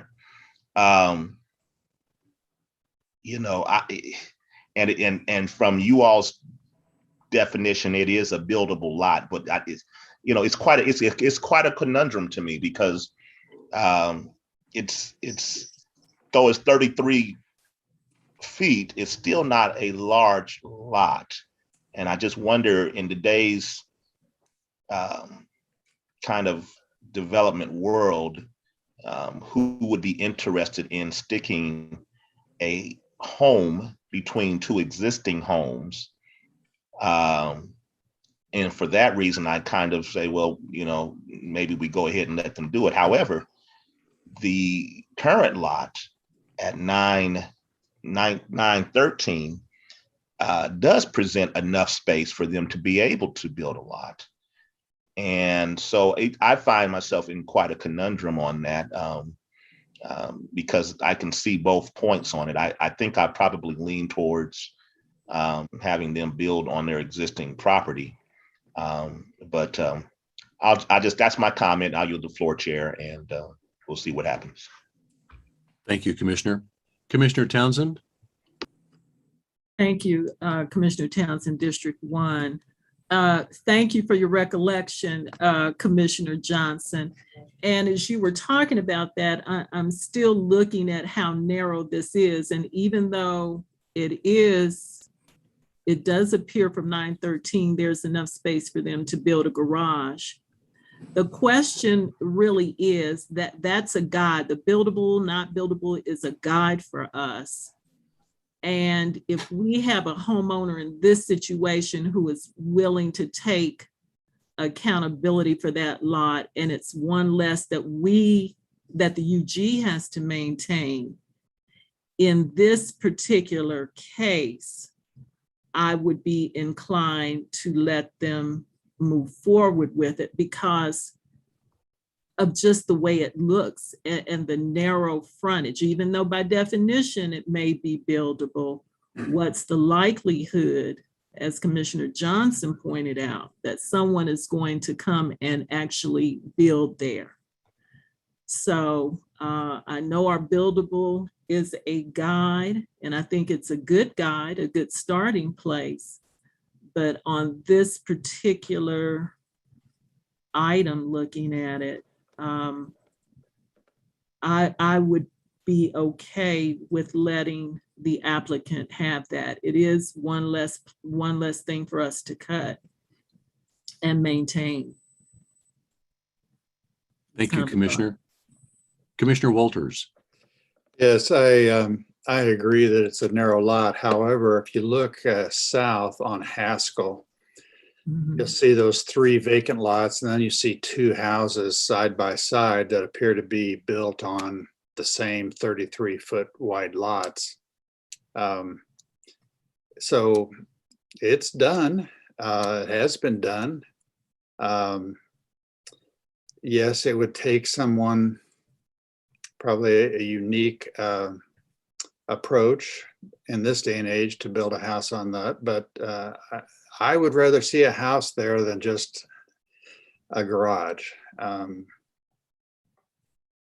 And, you know, it'd be nice if we could, you know, be a little aggressive and, for example, take those 3 lots on Haskell and make them into 2. But that's not the issue before us today.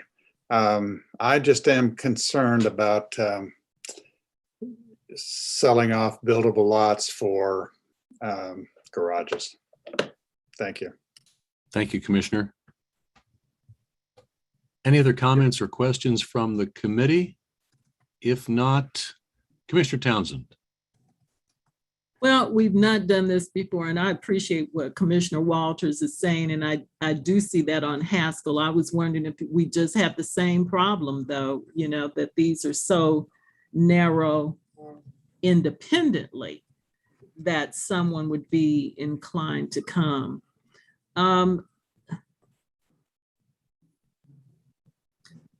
Mr. Knapp, is there any way to know if anyone has come forward proposal to use this as a garage for 1919 Cleveland. Because I'm inclined to say, since the applicant does currently own enough space to build a garage, he or she is not deprived from that opportunity. But I'm also inclined to think maybe come back in a year, and if nobody's come forward, you know, and you still want to do something with that lot, let's take it under consideration. Maybe you've already built your garage by then, I don't know. Because what Commissioner Walters says has value, but in this day and time, how many people do we see actually building houses on lots that narrow? It could be done, but you know, is that what people are building now?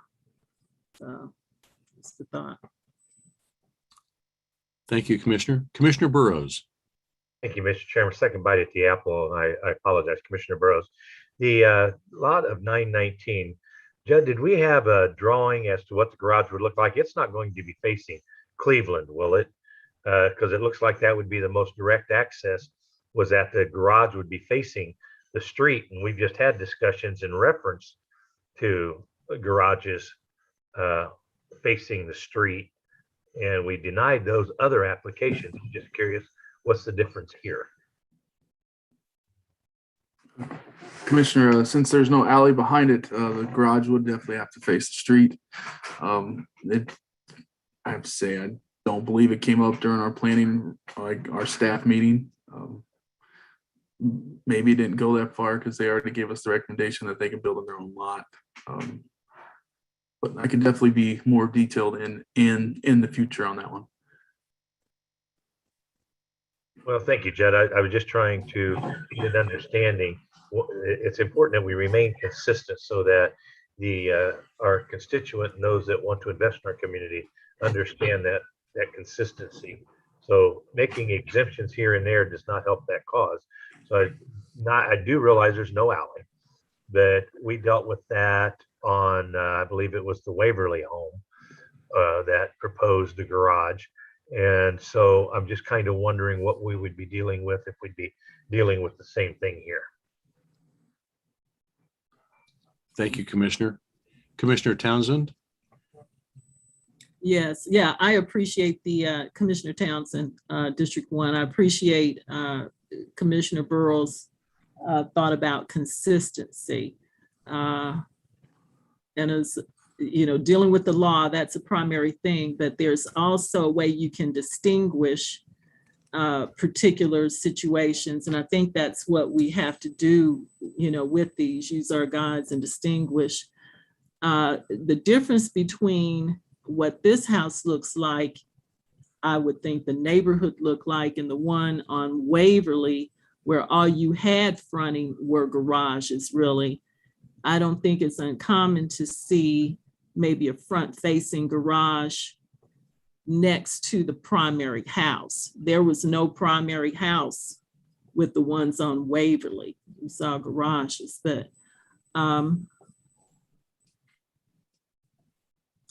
you know what? I'd like to see, you know, this held over or not held over, have the applicant come back in another year and see if we've had, it's still in the land bank, if people are inclined to build on something that narrow. We do have somebody who wants to take it off our hands, but as Commissioner Walters said, that's not going to give us the head count, the density that we really want. So I would propose that, well, I guess we don't have to do anything on it. And if the applicant wants to come back in a year, if we've had no bites, then reconsider it at that time. So we really don't have to do anything on this. So that's my thought. Thank you, Commissioner. Commissioner Johnson.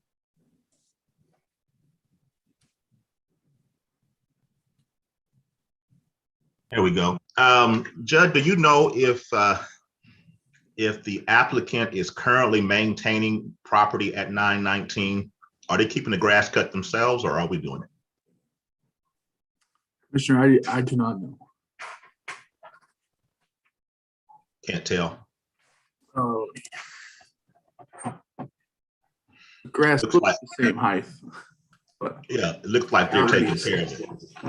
You know, I get it, and I do agree. We have to be consistent. That's a good word. That's the word for this conversation. But, and again, I don't want to assume that the applicant is currently taking care of this lot. But I will say this, to the extent that, and again, that just might mean we have to push it back. I don't want to push this back again, but if we by chance through this conversation can identify whether or not the applicant is currently maintaining this property, I'd be inclined to allow them to have it. But if we don't know that, then I don't have that same recommendation. Thank you, Commissioner. Mr. Knapp, do we know, is the applicant with us tonight in this meeting? Chairman, he is. He's in the attendees list. I would offer the applicant at this time the opportunity to address the standing committee if so desired.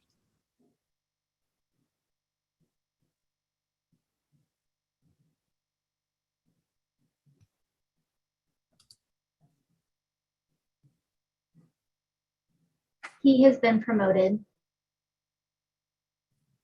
And so haven't seen him pop up in my list yet, but Mr. Leva, I do believe you are the applicant for this property.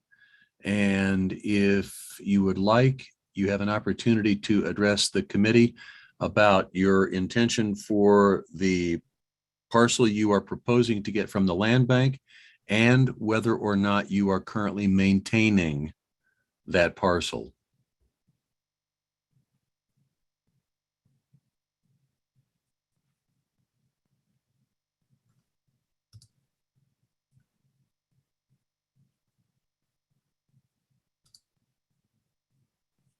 And I saw Mr. Leva disappear from the attendees list, but then ended up back there.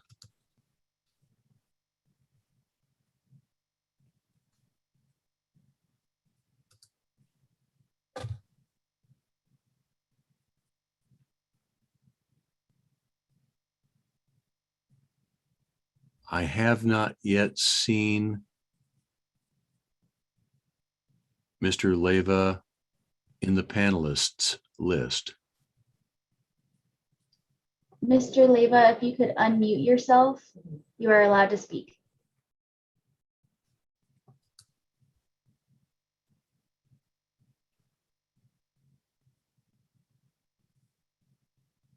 There we go. Now I see. So, Mr. Leva, you have the opportunity to address the standing committee if you wish. You'll need to unmute your microphone.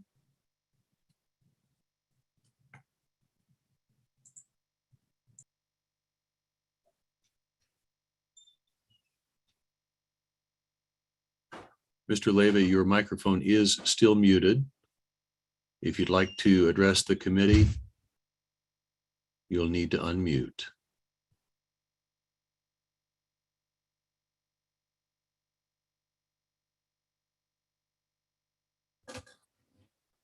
Committee, it would appear that either Mr. Leva is not able or chooses not to address the committee. So with all of the discussion we have had up to this point, is there a motion for action on this property?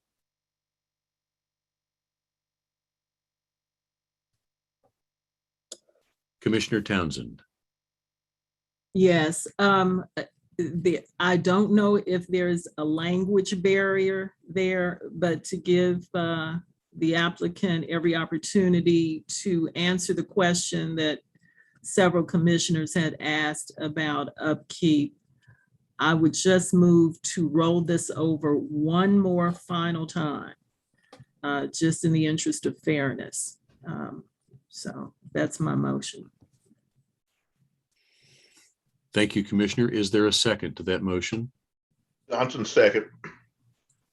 Thank you. So there's a motion and a second for this to go back to the Staff Advisory Committee and the Land Bank Advisory Board with the express intent that Mr. Leyva be asked as to whether or not he is currently maintaining the lot that he wishes to obtain from the land bank. Roll call, please. Roll call, Walters, Aye. Johnson, Aye. Townsend, Aye. Burroughs, Aye. McKiernan. Aye. Thank you, committee. That takes us to D1. That is, we are now into new construction commercial. We have 4 different items. D1 is an application by City Oil Company. Yes, thank you, Commissioners. So the City Oil is requesting 2 land bank lots at 2080 and 2074 Darby Avenue. They currently own 9 lots on Darby Avenue.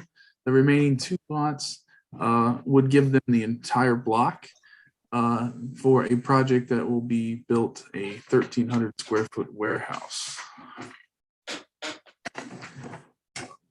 The zoning is currently R2B, so it's a 2-family district. The next steps for this would be a change of zone, and that would require a public meeting, a master plan amendment. They need to vacate the alley that's separating these lots and their current business.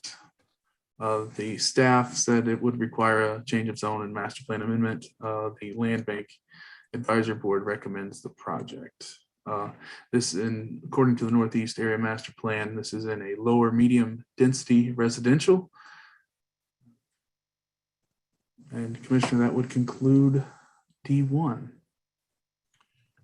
Thank you. So again, just to reiterate that as a part of this option process, the company would get the option on these 2 lots, but then would need to successfully complete the planning and zoning process before any construction would be commenced.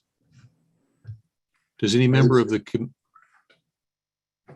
committee have comments or questions? Commissioner Johnson. Thank you, Chair. Commissioner Harold Johnson, District 4. We've had full-throated discussion about these properties, and it is clear that where these properties are located, they don't necessarily conform with the master plan designation for that area. However, this company has been in this location for, I read somewhere, maybe 80 years or more. And so they have been affixed in this neighborhood for quite some time. And the fact that they already own all of the adjacent properties. So I'm not sure that acquiring 2 more would be anything out of the ordinary as far as what they've already done. I bring this up only because I know that it does not necessarily conform with the Northeast Master Plan. However, I do think this will be a great case study for us to kind of see how we work through this process of these types of properties that are already in Northeast, already established way before the master plan was adopted, decades before the master plan was adopted. So I think that I'm inclined to allow this to move forward for us to really kind of flesh out how we deal with this particular issue throughout our various departments. So with that, I yield the floor, Chair. Thank you very much. Commissioner Townsend. Thank you, Commissioner Townsend, District 1. I have visited this neighborhood, the properties. I think there was a picture that Mr. Knapp had up. The properties that, yes, that corner is the intersection actually of Darby and Franklin. And as nice as it looks right now, I tell you, that's not how it looks at this very moment because I've been by there. So this gets to the point of where we can have responsible owners who want to take ownership. That's great. Whether or not they can move forward with their desired plan for A warehouse is another thing because off screen to the east, there are 4 or 5 residences. And on the other side of that street, which is Lafayette, I believe, there are several residences. So I think it would be up to those people who have, stayed in this area and would have to look at something like a warehouse and deal with whatever noise and that type of thing. Is that where they want to live? So the question I have is whether or not the applicant would still want the property, even if at a later date it was determined they could not go forward. They've been responsible, other than these 2 lots. The other 9 properties that they owned were cut and manicured. But I can tell you right now, those 2 lots don't look like that, which speaks to the burden that the unified government has for these. So, that would be the question I would have if the applicant would still want those lots, even if they could not move forward with the warehouse, because that's not something that we are tasked with deciding at this point. And the residents of that area deserve the right, and indeed have the right, to speak out about, what affronts their front porch. So thank you. Commissioner. Thank you, Commissioner. Commissioner Walters. Yeah, to comment on Commissioner Townsend's thoughts. I think that's the process that we have, is that they enter into an option on these 2 properties. They go through zoning. If they find that they are not able to build the warehouse facility that they want to build, they don't have to execute the option and buy the property. They just let it expire. So I think that all of that is sort of factored into our process, and there's no commitments. So they will have the opportunity to not purchase these if they are unsuccessful in the rezoning application process. With that, I would like to make a motion that we approve this application. And Townsend, I would second it. Thank you. There's been a motion and a second to approve this option as submitted. Any further comments or questions from the committee? Seeing none, roll call, please. Roll call. Walters. Aye. Johnson. Aye. Townsend. Aye. Burroughs. Aye. McKiernan. Aye. Thank you, committee. That takes us to item D2, Argentine Neighborhood Development Association. Mr. Knapp. Thank you, Commissioner. So they're requesting 2 lots at 3119 Strong Avenue and the one behind it at 1419 South 32nd Street for parking for the building they plan to build at 3119 Strong Avenue. They plan to build, if it's a 1-story building, it'd be 3,000, 4,000 square feet. If they add a 2nd story, they could put offices above and be a total of 8,000 square feet. This will require a plan review. It will also require a public meeting. The staff and Land Bank Advisory Board both recommend this project. Commissioner, that would conclude item D2. Committee, any comments or questions on D2, this proposed development? I think Commissioner Walters. So are these 2 options that we're seeing? The one on the left has the building on the left, and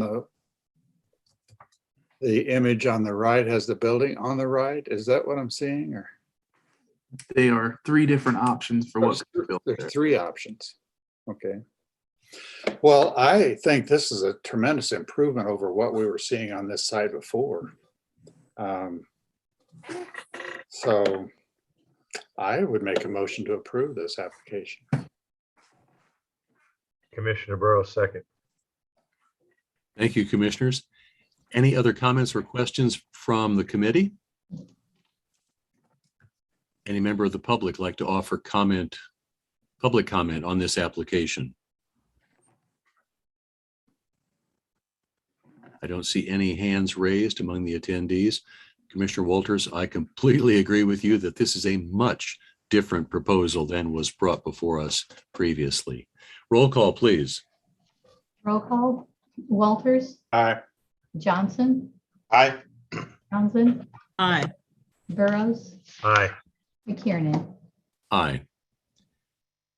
Thank you, committee. That takes us to D3.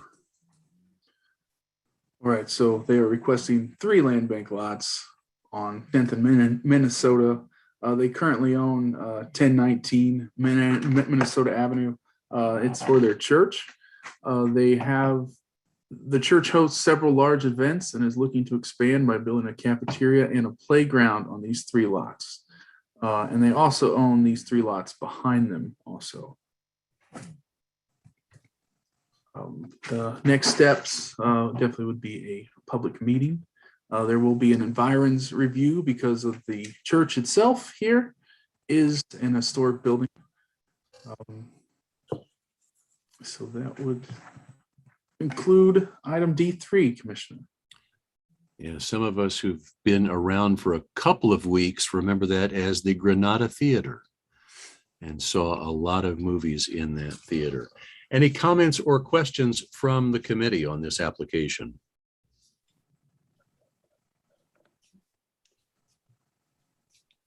Walters, move for approval. Johnson, second. Thank you very much. There's been a motion and a second to approve as submitted. And I will say, living very close to these lots, it will be spectacular to see something other than vacant lots on that space. And I think it will be a tremendous enhancement to Minnesota Avenue and to that intersection. Does any member of the public wish to make comment? No on this hands are raised. Thank you very much. There's been a motion and a second to approve as submitted. Roll call, please. Roll call. Walters, Aye. Johnson, Aye. Townsend, Aye. Burroughs, Aye. McKiernan. Aye. That takes us to item D4.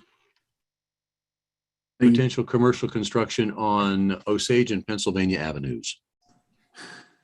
Yes, so the applicant currently owns almost the whole block there, and they're requesting the last 2 land bank lots there at 1130 Osage, 1129 Osage and 1130 Pennsylvania Avenue. Basically, the applicant is retiring from being a landscaper and wants to follow his dream of opening a restaurant. So he bought the 2 buildings at 1139 and 1137. He plans to use the land bank lots as a parking lot for his restaurant, and he plans to do landscaping on 1125. And because he is a landscaper, he actually provided me with the plants he would actually plant on that corner and keep it a green space. So the next steps would be still a public meeting for the, and then there's an environs review because of a fire station. And this, I did take some pictures of the lots. There are some cars that were parked on it. And this is behind it. This little triangle lot has had a history of code violations of parking on the grass. So Commissioner. That lot is owned by, privately owned by a different entity. Is that correct? That is correct, Commissioner. Okay, so that would be something that would need to be dealt with that particular property owner, and that doesn't have a direct impact on these 2 applications. So as we look at the picture on the left, these 2 lots are effectively about where that big telephone pole is in the middle of the picture, correct? They're to the left of that telephone pole? I would say that's very, very close, yes. Okay. Any comments or questions from the committee? Johnson, move for approval. Walters, second. Thank you. There's been a motion and a second. I will say that I completely endorse this applicant's vision to create a commercial enterprise there at the corner. Mr. Knapp, do you know the little triangle piece? If you could go back 2 slides, please. 1125, is that currently land bank or is that owned by the applicant? That is owned by the applicant. Very good. I will just say I completely endorse this transaction. It would be really cool, though, to keep 1125 as a wonderful grassy space because it has a couple of very nice mature trees on it, but I'll leave that up to the applicant. There's been a motion and a second to approve as submitted. Any public comment from anyone in the attendees list? No hands are raised. Thank you so much. Roll call, please. Roll call, Walters, Aye. Johnson, Aye. Townsend, Aye. Burroughs, Aye. McKiernan. Aye. Thank you, committee. That takes us to item number 4. These are now property transfers and yard extensions instead of options. 4A is a group of property transfers. Mr. Knapp. All right, so the first one is for CHWC requesting 10 properties for a park that they hope to turn into green space. They provided me with this great rendering of what they plan to build at this location.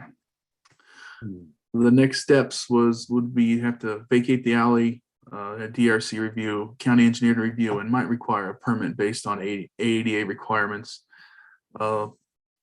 The staff advisory committee actually had to reach out to public works like the stormwater, and they recommended that this parcel is unbuildable due to stormwater drainage concerns, and the proposed use as a green space would be the best use for these parcels. And that concludes item 4A1. Mr. Knapp, a couple of questions from me. Is this property, and maybe Commissioner Johnson could tell me, is this immediately north of the new Boulevard lofts and the townhomes? Yes, it is. Okay. And so this would be an enhancement to that current development that is being developed south of Everett. And then I guess my only other question, no, I'm sorry, I'm going to just stop right there. I'll recognize Commissioner Johnson. I'm surprised that I was not made aware of that. Having said that, I'm going to put my inner petty aside and say, I love this. I love it. I love it. I love it. And the fact that, I drive past there all the time, and I just wonder to myself, what can be done with these properties that just go down into this gorge, so to speak, and how would we be able to develop it into any type of living, inhabitable spaces. So this is a beautiful. Can you bring that picture back up there, Judd? That's gorgeous. If we can get something to look like that, I think that it would play well between the properties for the apartment complex and the duplexes, which were designed to face north on Everett, the Boulevard Lofts townhomes. So I think it's just perfect. And again, I know that the planning and zoning process will be what it is.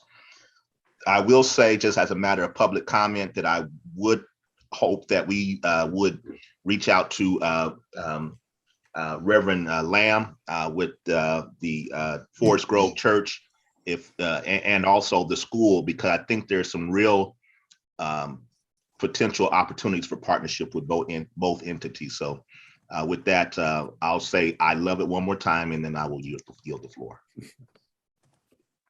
Thank you, Commissioner. Any other comments from the committee? Commissioner Burroughs. Thank you, Mr. Chairman. I too think the project is just beautiful and will complement the neighborhood. My question is do we have a timeline for build out that investment will occur? I am not aware of one, but I do see a hand raised. CHWC. I wonder if that's Mr. Brennan Crawford. If it is, if we could allow him to speak, I bet he can give us the details.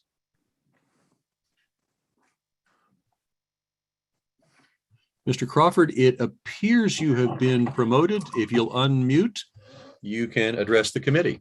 Hi, this is actually Megan Painter from Hello, CHWC. Megan. Hello, hello. In terms of time to build out, we actually got a fairly large grant from Republic Services. And our biggest concern is providing them with something visible for this year so that they can see where all of that money has gone to. And this is the fastest project. Everywhere else we're herding cats, and this is this is the one that we can do the fastest. That said, we need to do this very, very quickly because if we do it well, that means that this money will keep coming again and again to the community. And so honestly, we would start almost the day after the land transferred to us. Thank you, Ms. Painter. Appreciate that information. Commissioner Johnson?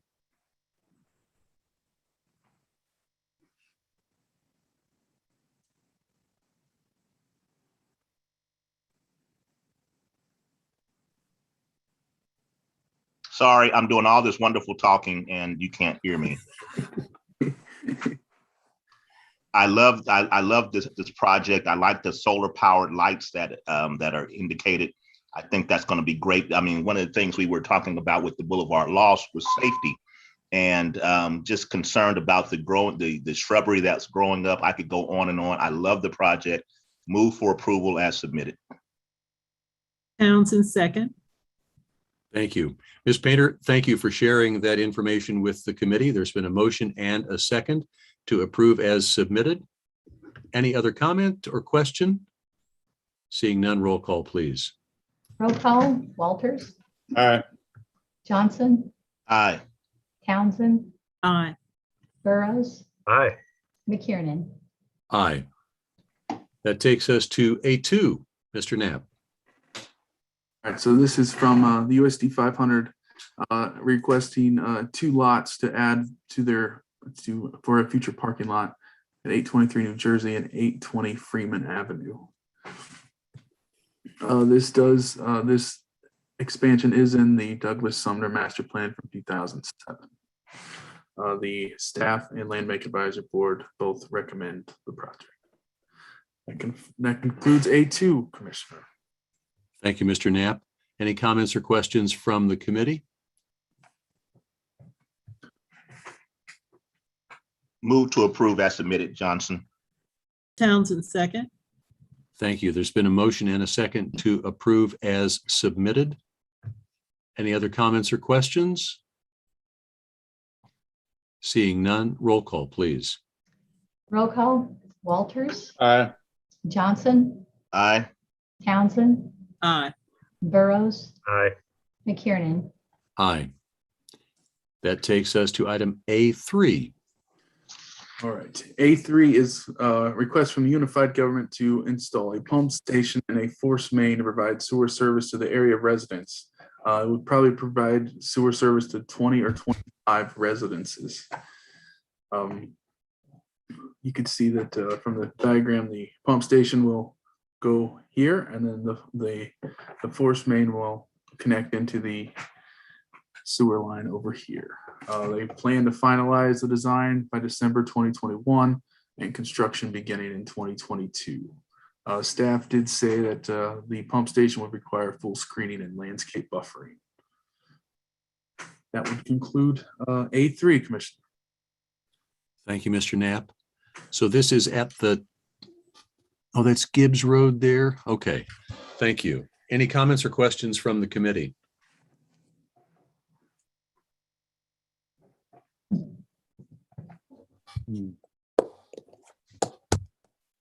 I don't see anyone with a hand up among the committee. Is there a motion from the committee?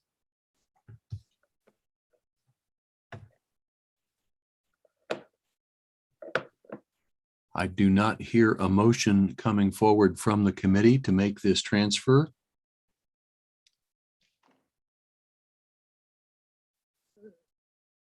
Walters move for approval. Townsend second. There is a motion and a second to make the transfer as requested. Roll call, please. Roll call, Walters, Aye. Johnson, Aye. Townsend, Aye. Burroughs, Aye. McKiernan. Aye. Thank you, committee. That takes us to 4B, which are a series of yard extension requests. B1, Mr. Knapp. All right, B1 is at 4414 Parallel Parkway. This is a unbuildable lot due to that it is landlocked. So the staff recommendation is it might be better to divide this lot up to all the adjacent neighbors so we don't have to create an odd shaped lot. If we move forward with this, it will require a variance, as I believe the property will exceed our 3-to-1 length to width ratio for a residential parcel. And the Land Bank Advisory Board recommended for approval. That concludes B1, Commissioner. Thank you, Mr. Knapp. Any comments or questions or motions from the committee? Commissioner Townsend. Thank you, Commissioner Townsend, District 1. Mr. Knapp, is staff recommending that, you contact some other neighbors and ask them if they want to take on this added responsibility? I'm kind of confused here. It seems as though you're recommending there's one applicant who wants all of this property, but you're suggesting that it would be divided up among what other landowners? Let's say that was a comment from the staff, and I forward all comments that are, and it would be divided up between this house and this house. But that would require a survey, and I just got a quote to split a lot, and it costs $4,000 to split a lot. So. Okay, thank you.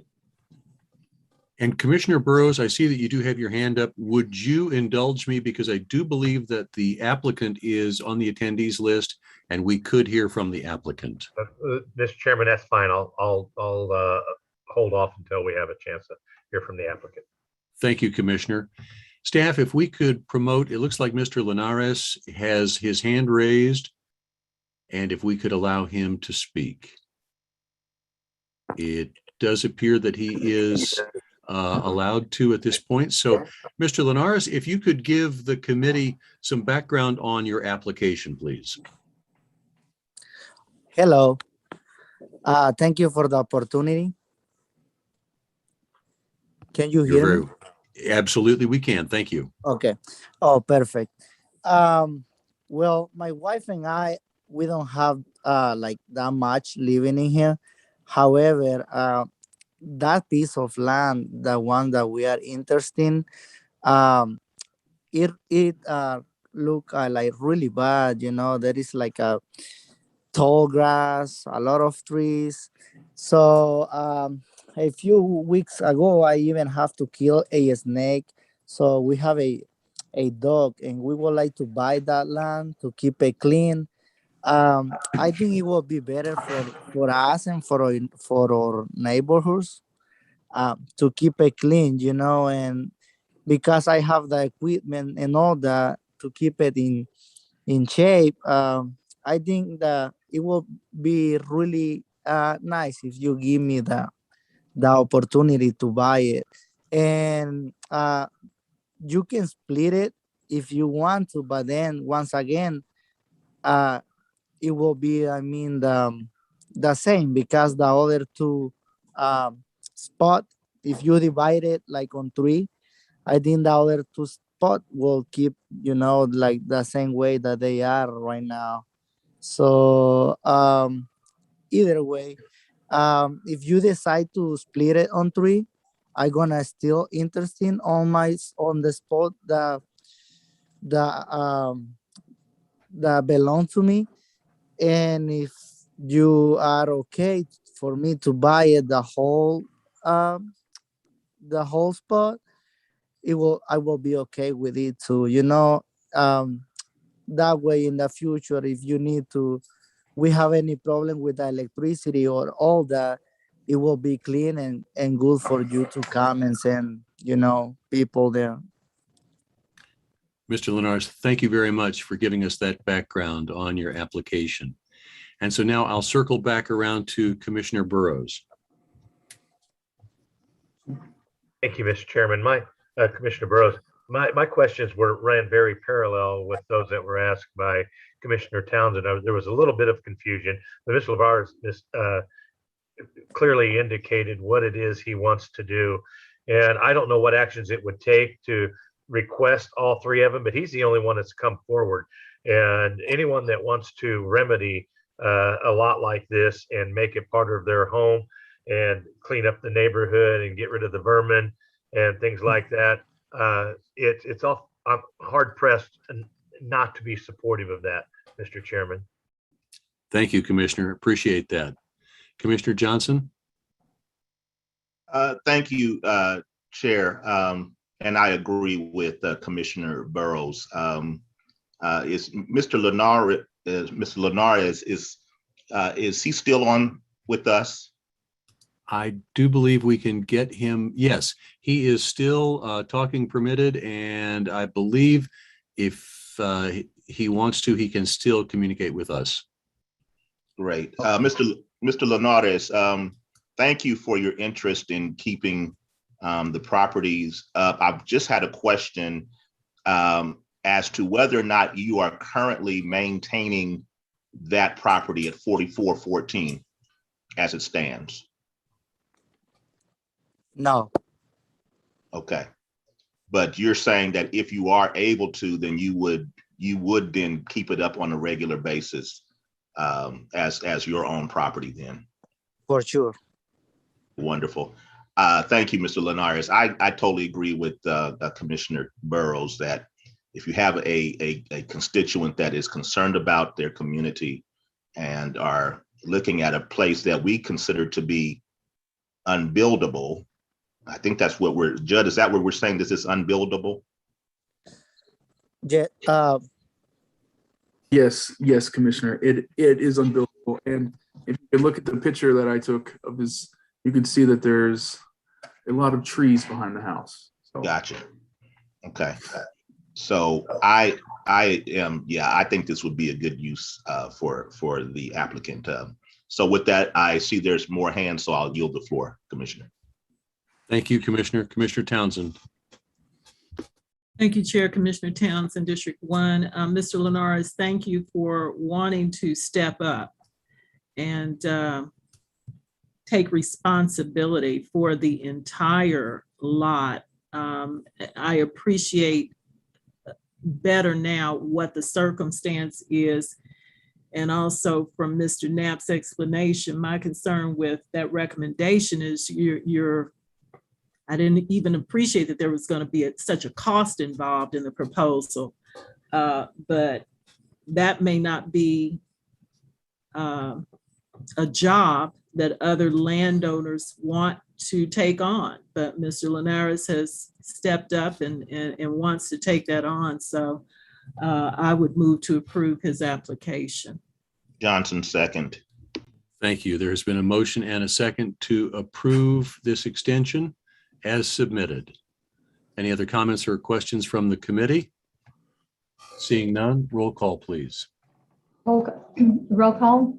Walters. Aye. Johnson. Aye. Townsend. Aye. Burroughs. Aye. McKiernan. Aye.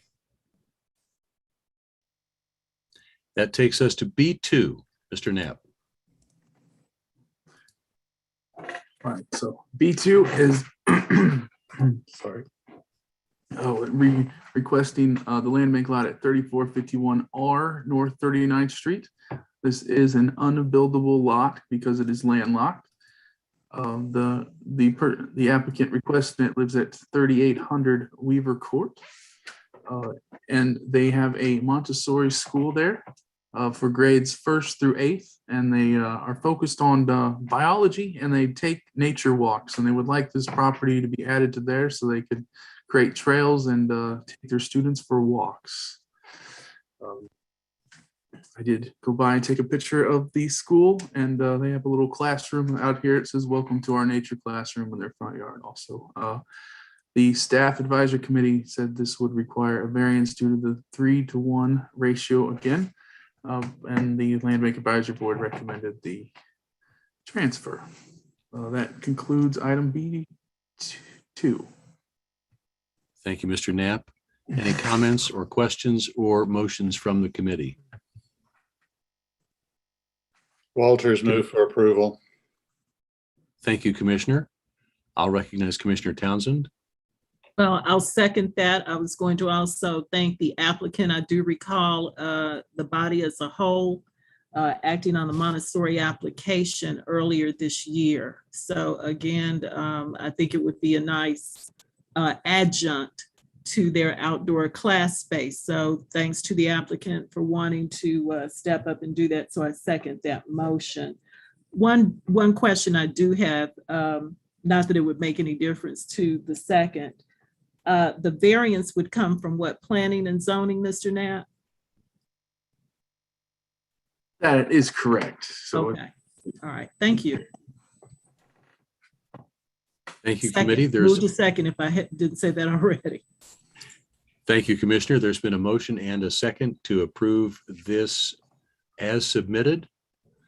Any additional comments or questions from the committee? Roll call, please. Roll call. Walters, Aye. Johnson, Aye. Townsend, Aye. Burroughs, Aye. McKiernan. Aye. That takes us to B3, Mr. Knapp. right. B3 is for 2523 North 38th Street. They currently own 2511 North 38th Street. Staff says it's a buildable lot. We not recommending the transfer. The Land Bank Advisory Board is recommending the transfer. This is in the single family area for the Northeast Master Plan. So that would conclude item B3. Sorry. Thank you, Mr. Knapp. I do believe that this one also came before us last month, and that there was something we were going to follow up on. I believe, Commissioner, I believe it was research on is the lot more valuable to join, make the applicant join the lots together or keep them separated? Got it. I I'll got recognize mixed, Commissioner. Oh, go ahead. Go ahead. I got mixed answers on that one because it could be more valuable that it's not joined together to sell it later. But then on the con to that is if the applicant sells their home, they might forget to include that lot. And then that lot just sits in tax delinquent and then ends up coming back to the land bank. Thank you very much. Commissioner Townsend. Thank you, Commissioner Townsend, District 1. In addition to what Mr. Knapp just spoke about, to join or not to join, I remember specifically asking this to be set aside for this meeting because I asked if the applicant was present or not to clarify some things and talk about whether or not he'd be willing to consider that. Again, Mr. Knapp touched on why I thought it would be a good idea so that, heaven forbid, whenever we get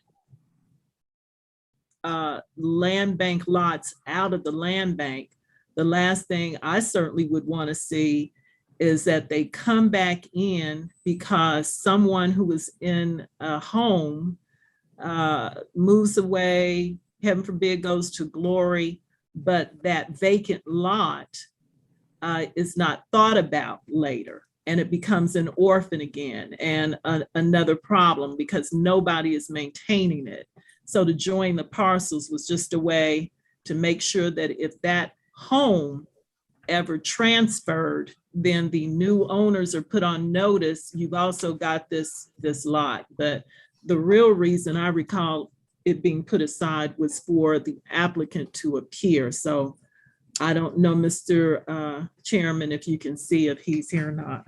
And Mr. Patton is with us tonight. We have enabled him to talk. And so, Mr. Patton, you are able, if you'd like to address the committee and any of Commissioner Townsend's concerns. Yes, can you hear me? We can. Oh, great. I'm glad it worked. I'm not good at this.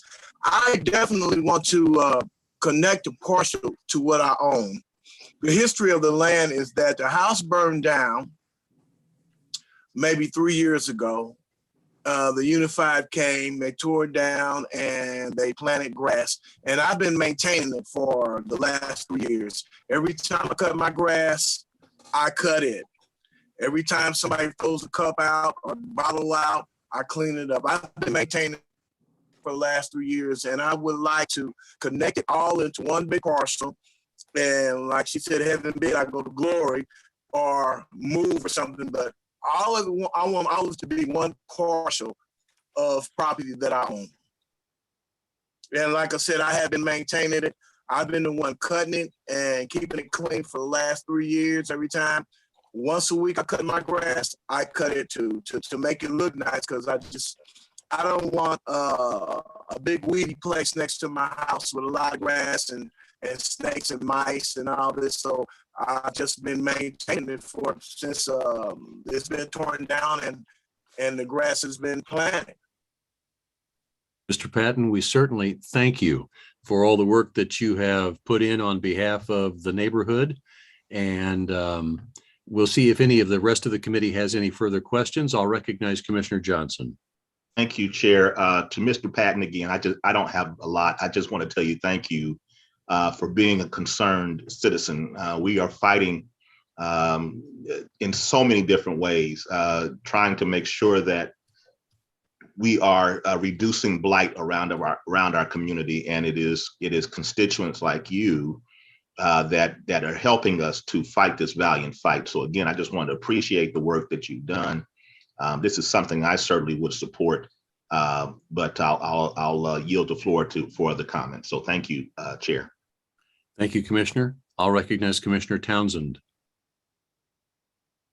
Thank you, Mr. Chair. I did want to mention that I did go by this property as well, and it's very noticeable on 38th Street, highly visible, so that if it were to become overgrown and trash accumulate, it would not serve that community well, which is pretty much in that area populated with single family homes. This would stand out. And I do get calls from that area periodically about vacant land, land bank that's not being maintained. We just got so much that the UG is accountable for. So I too thank Mr. Patton for keeping this up. And I would move on these circumstances to approve the application. Johnson, second. We have a motion and a second to approve this extension as submitted. Any additional comments or questions from the committee? Seeing none, roll call, please. Roll call. Walters. Aye. Johnson. Aye. Townsend. Aye. Burroughs. Commissioner Burroughs. Aye. McKiernan. Aye. That takes us to item B4. Mr. Knapp. This is the last one on the agenda for the land bank. So this one is for 1030 Quindaro Boulevard. They currently own 1024 Quindaro Boulevard. It's 50 feet of frontage. It is a buildable lot. It is in the Parkwood Historic District, and staff is not recommending transferring, but the Land Bank Advisory Board did. The Northeast Master Plan has it as single family homes. So that would conclude item B4. Thank you, Mr. Knapp. If you could go back to the aerial showing the plat line there, right there. Thank you. Commissioner Townsend. Thank you, Mr. Chairman. Commissioner Townsend had a question, comment about this. This was one that was rolled back. Again, at my request, same type of questioning about the combination of the parcels. Would the applicant be willing to do it? And the applicant was not present last month. So again, Mr. Chairman, can you see if the applicant is present tonight? I'm gonna I need believe some her name help is from. London. Okay, I was Dorothea gonna. London, yes. There is a, yes, there is a London who currently has hand up and has been permitted to speak. It appears that you are unmuted, and so if you'd like to go ahead and introduce yourself, your city of residence, and then address the committee. Hi, can you hear me okay? We can. Yes, sir. Well, my name is Marche London. I live in the Parkwood area at 1024. Currently, I've been maintaining this lot for the past 6 years. I have, it used to be a home that was there before I put my contract in that was burnt. And around 2015, it was demolished. However, during that time, the lot was not being maintained. I even had to wait 3 years to get the paperwork going for it could be added to the tax sale.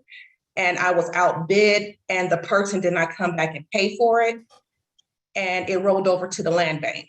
And I've still been trying to get the lot because I've been maintaining it. If I don't maintain it, I notice that I have to wait time if I call code enforcement, and then it become a blight situation where people walk and just toss their trash into it and it's left up to me to clean it up. I don't want to have a vacant lot next to me where it is that it's overgrown. My children, they play outside, and I noticed that if the grass does get long, we have had a family of wood rats, snakes, and we have to get out there and start cutting it and maintaining it again. So that's the history of it for the past 6 years that's been taking place. Thank you, Ms. London. Appreciate that information. And as with Mr. Patton before you, I will thank you for the work that you have put in on that lot, and I'll recognize Commissioner Townsend. Thank you, Mr. Chairman. Commissioner Townsend. I just wanted to comment on something Ms. London said. She said it was on me to clean it up when it really wasn't. But that's just, to me, indicative of the pride she takes in her neighborhood. And I do note that this is Parkwood Historic neighborhood. On the other side, the east side of 10th Street, to give you another fix, is Parkwood Park, Parkwood Pool. A lot of these homeowners that you see around here do take a lot of pride in maintaining their homes on a regular basis. So I'm sure it's quite aggravating to have this one spot that has no owner. Well, it has an owner, the unified government, but Ms. London has seen fit to take care of it. If you can see across the street of Quindaro there, there's a green lot, a green lot. I don't know what that side street is. If you go west from the 1030 and then go south that lot, I believe that's probably land bank property. If it's a house, I think it is on the corner. That's another eyesore and trouble spot. And I say that only because we've got someone who has been and wants to take ownership.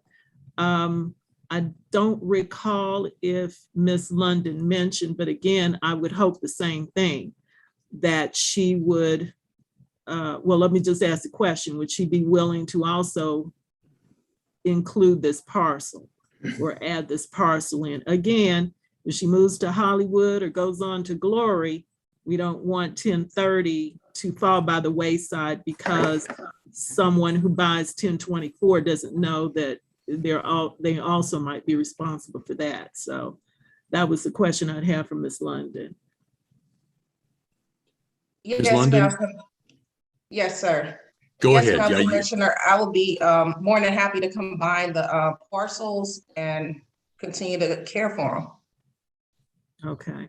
I thought thank you, Ms. Lynn. I thought it was also interesting that someone had tried to buy it and then that fell through. So I would move to approve the sale, the transfer. Johnson, second. there's been a motion and a second to approve the yard extension as requested. Any other comments or questions from the committee? Seeing none, roll call, please. Roll call, Walters, Aye. Johnson, Aye. Townsend, Aye. Burroughs, Aye. McKiernan. Aye. Thank you, committee. Thanks to those who attended. That is the last item on our agenda. That is the end of the Neighborhood and Community Development Standing Committee meeting. I will turn the floor over to Commissioner Burroughs for Economic Development and Finance.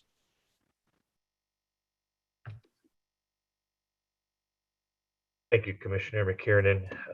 I know we may need just a minute for people to get ready for the Economic Development and Finance Committee. So we'll give about 10, 15 seconds for everyone to get seated and open their books, and we'll get started here in just one moment.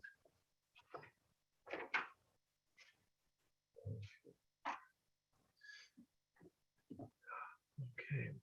All right, I guess we'll go ahead and get started. But before I call the meeting to order, I want to announce that due to COVID-19, some committee members, staff, and public are attending remotely via Zoom as well as on site. All participants joining by phone should mute their phones and when not speaking to avoid background noise. During the meeting, please make sure that you announce yourself by name and title every time you speak so the public that is observing knows who is speaking. This is critical given the number of remote participants and is the current guidance from the Kansas Attorney General. The public is allowed to participate by Zoom or submit comments by email prior to the meeting, and those comments will be included in the record of this meeting this evening.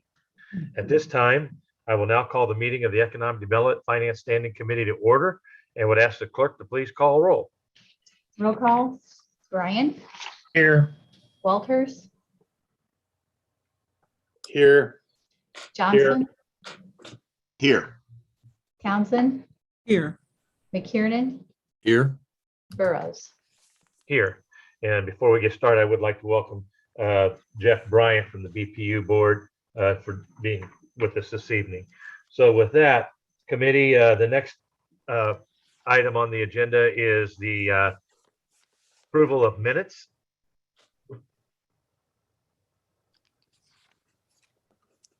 Walters McKiernan move for approval. McKiernan second. Okay. We do have a motion and a second for the approval of the minutes from the prior meeting, and I don't have that date. I'm sorry, the minutes from June 7th, committee, June 7th, 2021. Okay.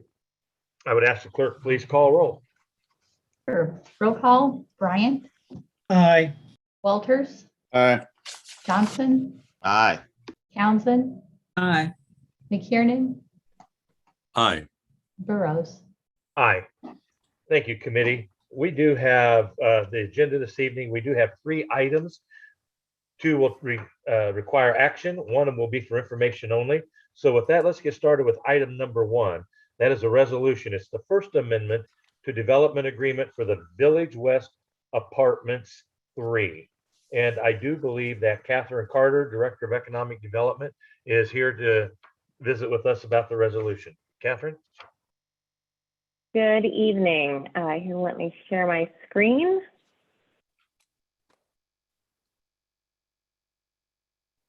All right, hopefully everyone can see that. And there we go. Okay. So this is a project we haven't seen in a while. This is an amendment, is the first amendment, and this is the North Point project. They previously, as you can see here on the map, there if I get my cursor, they have done 2 previous apartment projects. This is out in Village West. Here to the north, you've got Parallel Parkway. This is 110th and Delaware Parkway here to the south of the project. They have since sold both of these first two phases and are interested in doing this third phase. This came through about 2 years ago, and they are still very interested in doing this project. There have been a number of issues, as we all are familiar, of course, with what happened with COVID and costs of materials. There was also some of the planning process, particularly with what they're wanting to do along Parallel Parkway, all just took longer than anticipated. So they are still very much interested in doing this project. And just as a quick reminder, here are kind of some of the amenities. It's a significant investment. I think at this point, it's actually going to be over $50 million. You know, a very, you know, nice luxury Class A product out in near the Legends. This is an example of another one that they did that would be a similar style to what they're planning, just to give you a sense of just kind of reminder, since it has been so long since you all originally approved this development agreement. So what they came to us with a request was to extend the completion date. So as you know, in our development agreements, we don't like them to just be open-ended. So we like to actually hold people as much as we can to a schedule. And if they cannot meet the schedule, then we like them to come back, you know, talk to staff, and then come to the committee and then the commission for approval of any kind of extension.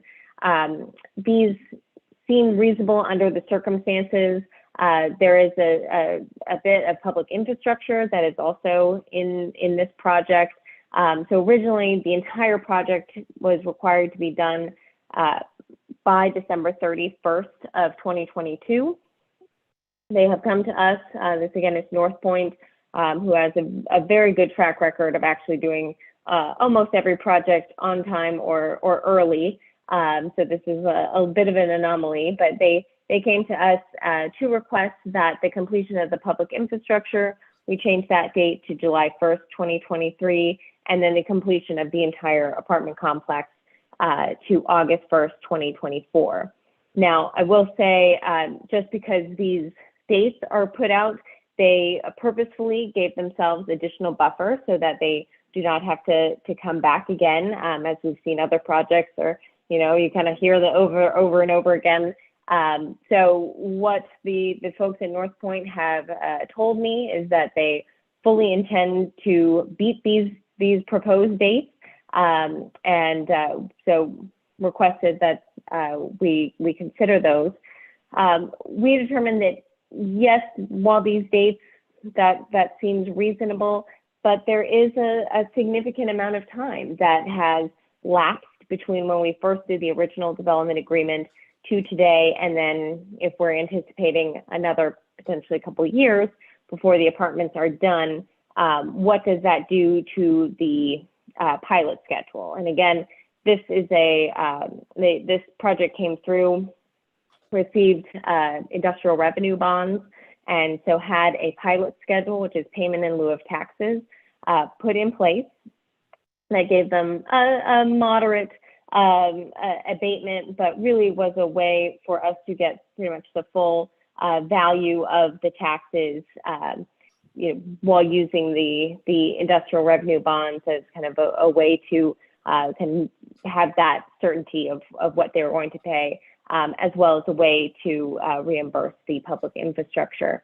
So because there is a time lapse that we're talking about, you know, understandably, there is appreciation in this area.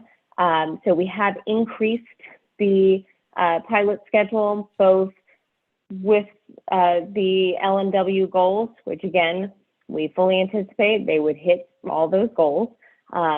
If for some reason they do not, we also do have another schedule with a penalty included. But this is about an increase of about $250,000 to kind of stay in line with appreciation. So we as staff felt that was important if we were going to have the extension of the completion date. And with that, I will turn it back over to Chair Burroughs.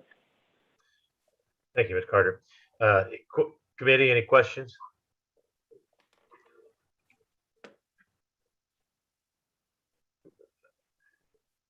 Clerk, do we have any public comment?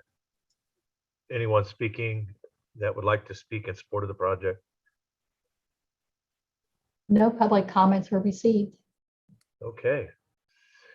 Catherine, thank you for that overview, and you're absolutely correct. There will be appreciation in the property out there with continued development. And that corridor is going to it is going to raise the value of those properties out there. So I do appreciate us bumping that up a little bit. I think it's good business. It just puts the project basically behind about 18 months. And any questions, committee? Seeing none, I'd entertain a motion. Walters move for approval. Kiernan, second. We have a motion and a second. I thank you. Having no public comment, I would ask the clerk, please call roll. Roll call, Bryant, Aye. Walters, Aye. Johnson, Aye. Townsend, Aye. McKiernan, Aye. Burroughs. Aye. Thank you, committee. That brings us to item number 2, and that is it's the first amendment to the Call River Bridge Cooperative and Development Agreement. And I believe Ms. Carter will again give us an overview of the project. Thank you very much, Catherine Carter, Director of Economic Development. This one you've seen a bit more recently, so I'm not going to go into all the kind of a reminder of what this project is. I think most everyone is aware of this. This is a very minor change, and ideally this would be the only amendment you all see. And I can get this to go to the next slide. There we go. So what was previously approved here just a couple months ago by you all was the larger project. You all remember overall it's $2 million. Lots of stipulations. There's a lot that goes into this. However, there was as part of that $2 million, we kind of cut out $75,000 as a pre-development fund.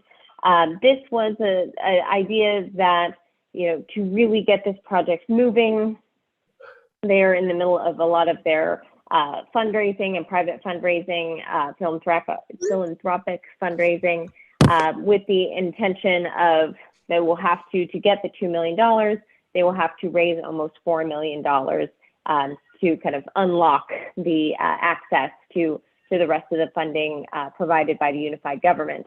However, that $75,000 really was a way to really jumpstart the design process. There's a significant amount of engineering, and we want to, really ensure that they're doing all of that correctly and not kind of skimping on any of that. So what we had done was just put conditions in place to receive any funding.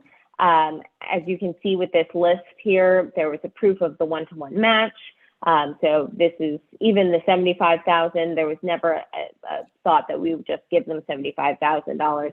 They would first have to raise at a minimum of that before they, again, kind of unlocked the funding from the unified government, as well as a number of approvals, as well as the execution of the bridge lease and management agreement. This all seemed great at the time. Then when you kind of get into practice, you realize sometimes we were maybe a little overzealous in all the stipulations that we had put in place. So for example, the CID, that is one of the ways that the unified government will be paid back that $2 million. Well, we would like to maximize that to ensure that we get paid back everything and then some. And so it doesn't make sense for the folks on the bridge to have that CID in place when they're not ready to actually start selling things. So the way that the CID works, you get sales tax. It's a very finite amount of time. So we want them to really maximize all of that time so that we ensure we get paid back. So we don't actually want them to have that CID in place yet. Same with the bridge and the bridge lease in particular. There is a agreement in place with the city of Kansas City, Missouri, who is the current owner of the bridge, that we will, as unified government, take ownership of the bridge. However, again, it does not make sense as a unified government to take on that liability really until the last possible second. So we want to ensure that they have raised their millions of dollars and are ready to break ground or bend steel, or I'm not sure what you would call that on a bridge, but we want to make sure that they are 100% ready to go before we as the unified government take ownership and thus provide a lease to them. So for that reason, we suggest that those conditions solely for the pre-development fund, so just for that $75,000, we change the conditions to commission approval of the TIF district and the project plan, and a proof that they have already raised a minimum of $75,000. Now, to open up the greater, larger funding, you will still need all of those conditions to be met. And with that, I turn it back to you, Chairman Burroughs. Oh, thank you, Catherine. Committee, any questions? I don't see any at this time, any hands up. Madam Clerk, do we have any conferee? Oh, I beg your pardon. Mr. Bryant has his hands up. Jeff? Thank you, Mr. Burroughs. Jeff Bryant, BPU. So Catherine, the only question I have is, can you refresh my memory of what the pre-development funding was going to be specifically used for? Sure. The pre-development funding is for the architecture and the engineering needed to make sure that the project is ready to move forward. So specifically, they had a significant amount of architecture work that they wanted to have done that would also assist in their presentations to raise some of that philanthropic and other private funding. All right, thank you. Catherine, Commissioner Burroughs at Large District 2. Is there any criteria in there that prevents us from moving forward with additional money if the bridge is not owned by the unified government? So we would not, it would just be the $75,000. So there would not be any additional funding until the bridge is owned by the unified government. Okay, thank you. I think that's a point of clarity for the committee and for the public. I appreciate that statement. Madam Clerk, I'm going to ask if there was anybody from in attendance this evening who would like to speak. No public comments were received. Okay, great. Thank you. Committee, I'd entertain a motion. McKiernan, move to approve as submitted. Walter, Townsend, second. Sorry. Yeah. That's all right. Third. I think we can do that. We do have a motion and a second, committee, and I appreciate your attentiveness. I'd ask clerk, please call roll. Roll call. Bryant, Aye. Walters, Aye. Johnson, Aye. Townsend, Aye. McKiernan, Aye. Burroughs. Aye. Thank you, committee. That's our two action items for the evening. We move on to item number 3, which is the final item for the evening, is a review of our other post-employment benefits, OPEB. And I'll recognize Kathleen Von Atchen, and I believe Renee Ramirez will be joining us also. So ladies, this is for information only, committee. So ladies, please. Kathleen, you're muted.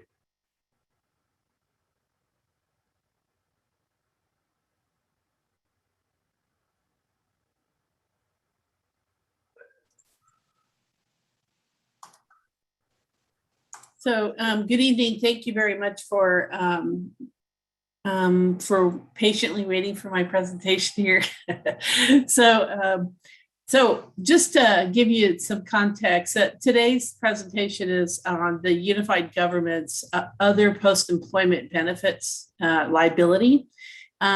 So on our balance sheet, the government-wide statement, we have to reflect the total liability of our various long-term liabilities. So we have our outstanding debt for infrastructure improvements and the like. We have our pension costs, and then the third one that's the largest is other post-employment benefits. And so this other post-employment benefits liability is the one liability that we can actually make some meaningful reductions to. So tonight's presentation is going to talk about that and this project that we've been working on for a number of years. And I did want to point out that I am also joined not only by our HR director, Renee Ramirez, but also our consultant for our health benefits health benefits fund, Brian Johnston. And then I also have Ira Sumner from GovInvest, who has joined us. He's an actuary, and he's helped us develop the analysis for this funding of OPEB. So other post-employment benefits is often referred to as OPEB. So, just so you know, and we hired a firm, GovInvest, that has a wonderful piece of software that helps us do the analysis, and we're going to share that analysis with you tonight. So just right off the bat, I did want to point out that generally we're going to talk about what OPEB is and how are the various plans paid for. And then we're going to talk about some funding principles and as well basic concepts, the pay-as-you-go funding, which is how we're doing it now. Traditional actuarial report funding, and then just some decisions that are coming down the pipe in the future. So what is OPEB? At this point, I'm going to hand it off to Renee Ramirez.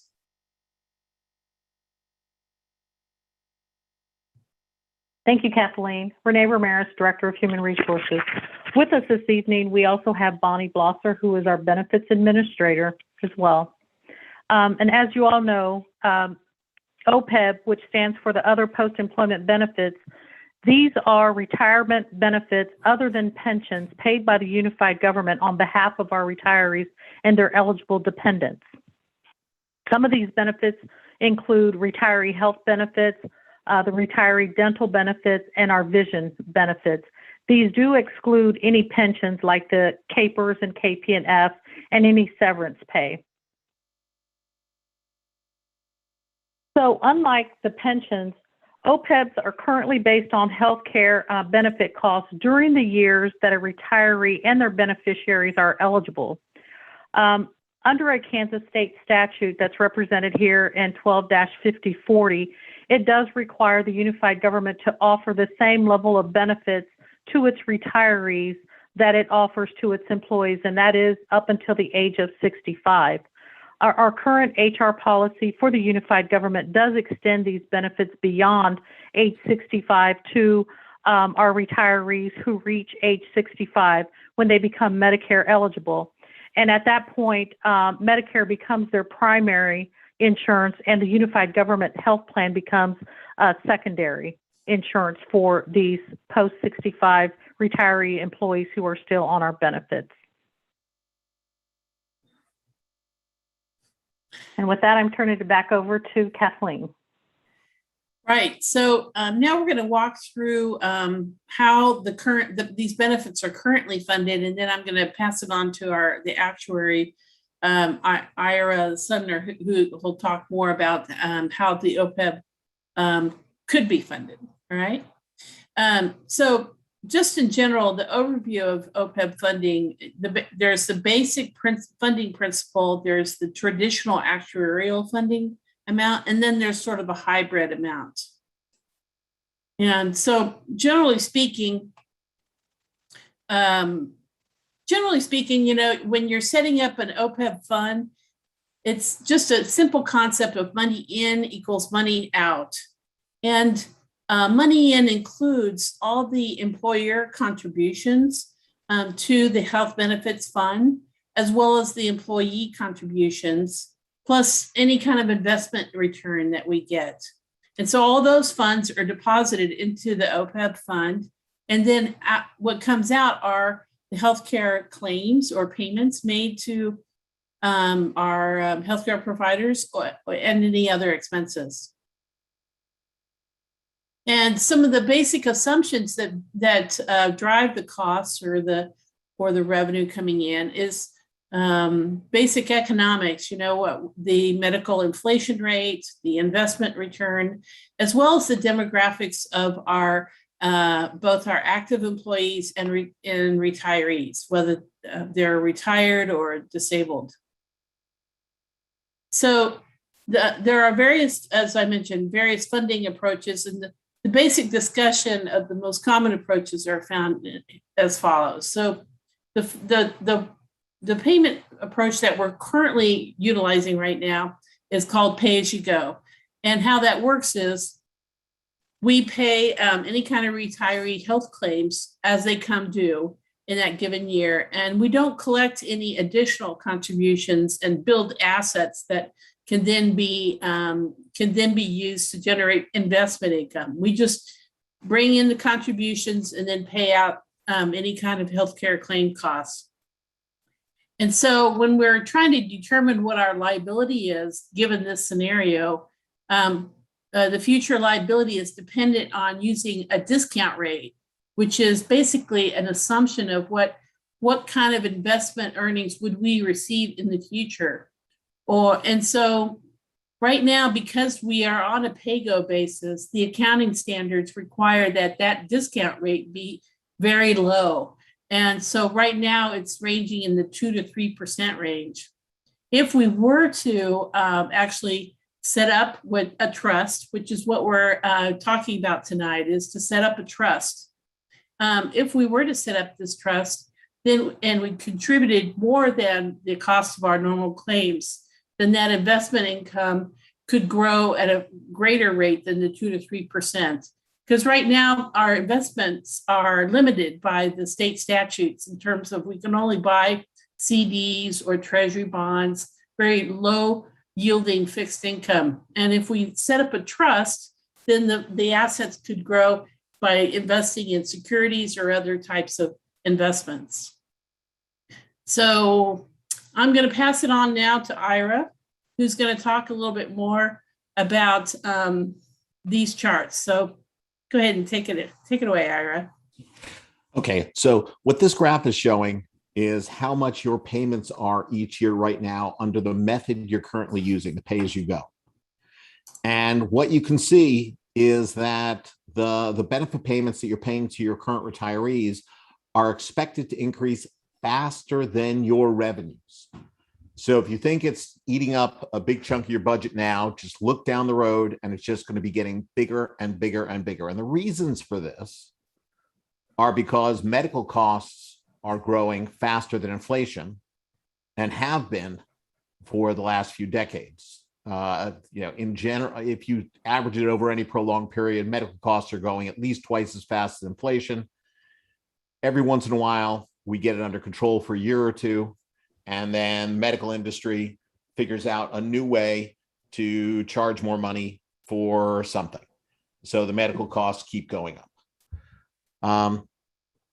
So this is what you're expected to have right now. Right now, you're paying about $1 million.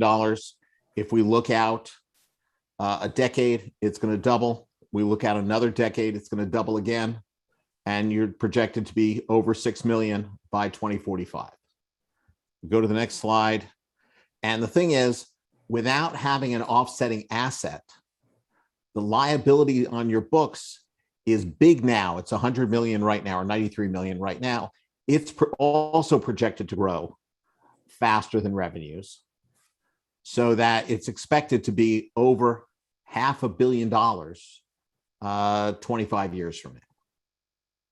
And I understand maybe half $500 million may not seem like much for half a year from now, but unless you're planning on winning Powerball, that's a lot of money coming down the road. So one of the solutions to this is to what we're going to refer to as traditional actuarial funding, to fund it just like you are funding your pension plan. And the reasons why you want to pre-fund, you want to start paying for this early. Reason number one is that it lowers the long-term costs of the benefit.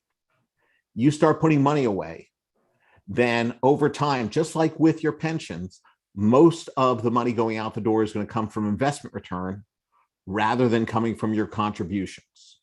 So that's reason number one. Over the long term, it saves you money. Reason number two is it lowers the liability on your balance sheet. By lowering the liability on your balance sheet, that means that your credit rating is going to get better, which means that if you need to issue debt for any reason, it's going to, again, save you money. And three is that it provides additional benefit security to the employees and retirees. In general, you've made this promise to your current employees and your past employees that you're going to help fund their retiree health benefits. And they want to trust you. But you look out there at other government agencies when things go bad, and sometimes these things don't get paid. So if you have money set aside in a trust, just like you do with CAPERS, like you do with your pension, then they're confident that even if something happens in the economy, that those benefits are going to get paid, provides additional security. So we're going to talk about an actuarially determined contribution, which basically is a way of pre-funding. And the accounting standard, GASB 75, while it doesn't require pre-funding. So you can continue doing what you're doing because it's just an accounting standard. Accounting standards want you to report what you're doing. It encourages pre-funding in a variety of ways. And so what the actuarially determined contribution is a regular contribution that you're going to make that is going to be composed that meets actuarial standards of practice. And actuarial standards of practice for pre-funding a retirement type of benefit include making two pieces of payments.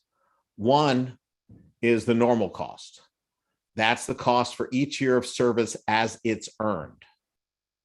So in that way, by paying the normal cost, you are paying for the benefits earned by current employees so that the current taxpayers are paying for the current service they're receiving from the current employees.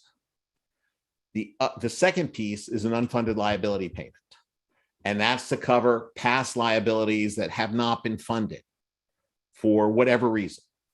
In your case, because you didn't start pre-funding back in time, but even when you do, sometimes these things occur for a variety of reasons. Maybe the cost of healthcare rises faster than expected, so you build up a new liability. Sometimes your money that gets set aside and you're going to assume it earns 5%, and we end up with a bad year on investments and it only earns 3%. So there are reasons why new unfunded liability occurs. You spread that out over time and pay it off almost like a mortgage. So your total contribution is paying for this year plus a catch-up payment for all the past, the unfunded liability payment, and those two combined equal your total employer contribution. Now, and I already talked about what normal cost is, and I think the next slide talks about the unfunded liability payment. The actuarial liability is your target. So I already did these, but I can read them to you, but I don't think you need me to do that after all the meetings you've gone through already today. So in order to make this payment work, what it means is you're going to have to make a bigger payment initially than you're making right now. In order to get money into the trust, you need to pay your current payments plus something more, and the something more goes into this trust and starts accumulating investment return. So your costs, your contributions out of your current budget will be higher in the short term until you pay off your past liabilities. Once you've paid off your unfunded liability, your costs will drop down dramatically down to the level of the normal cost just for each year of service as it's earned. And that'll be less than you would have paid if you had continued on a pay-as-you-go basis. Hey, Ira, if I can jump in just real quickly, just to add a little bit of context as well. And I certainly, and again, this is Brian Johnson with Jackson Lewis, consultant to the health plan. And I mean, we've been having these conversations relating to the OPEB liability issue for over a decade. And it's always a challenge to try to figure out what's the best solution. But I do want to add a little bit of context, and I certainly don't disagree with anything that Ira and Catherine and everybody else Kathleen have mentioned thus far. I do want to mention, though, that the other variable that comes into play here is reduction in the cost itself. And to that point, with the continued practice of charging retirees for the full cost of healthcare to maintain coverage on the Unified Government's health plan, as well as the continuation of offering of alternative Medicare supplement programs, we have seen a significant drop in the number of post-65 Medicare eligible retirees who are still on the plan. In fact, I think, Renee, you can correct me, but I think we're down to about 65 or so people who are post-65, which is down from over 200 even just a couple of years ago. So there has been a significant drop in that population, and that's not going to solve the entirety of the OPEB liability issue. I'm certainly not going to make that suggestion, but I do think it's part of the process to evaluate what the long-term projected cost is the reduction of those retiree bodies on the plan, as well as if we continue discussions of potential elimination of future retiree coverage for post-65 individuals for other populations of the organization. That can also help mitigate the impact. It's not just a funding issue. There's a cost side as well, is I guess the point I want to try to make. Okay, yeah, and I'm talking about how to pay for the benefits you've already promised, having a discussion as to whether you think you should have smaller benefits is a related but a different issue. Now that issue gets into both legal questions as to what you're allowed to cut, human resource questions as to what's this going to isn't allow you that to my do. point that I'm making is not, at least as of the reduction of retirees in the plan, that's not a legal issue. That's just pure attrition. Yeah, and that's taken into right. So that moving forward, that's in these projections. The people die and the new people are eligible and not eligible. Those are included in the projections we have right here. What this slide shows is that if you start pre-funding on an actuarial basis, deciding you're going to do this, actually putting the money aside and following this pattern of what you're paying, one of the things that happens is that the discount rate, first of all, your expectation of the returns you're going to get on the money are going to depend on how much you invest, the type of investments you have, and the trust you put them in. And we'll have a discussion of that a little bit later.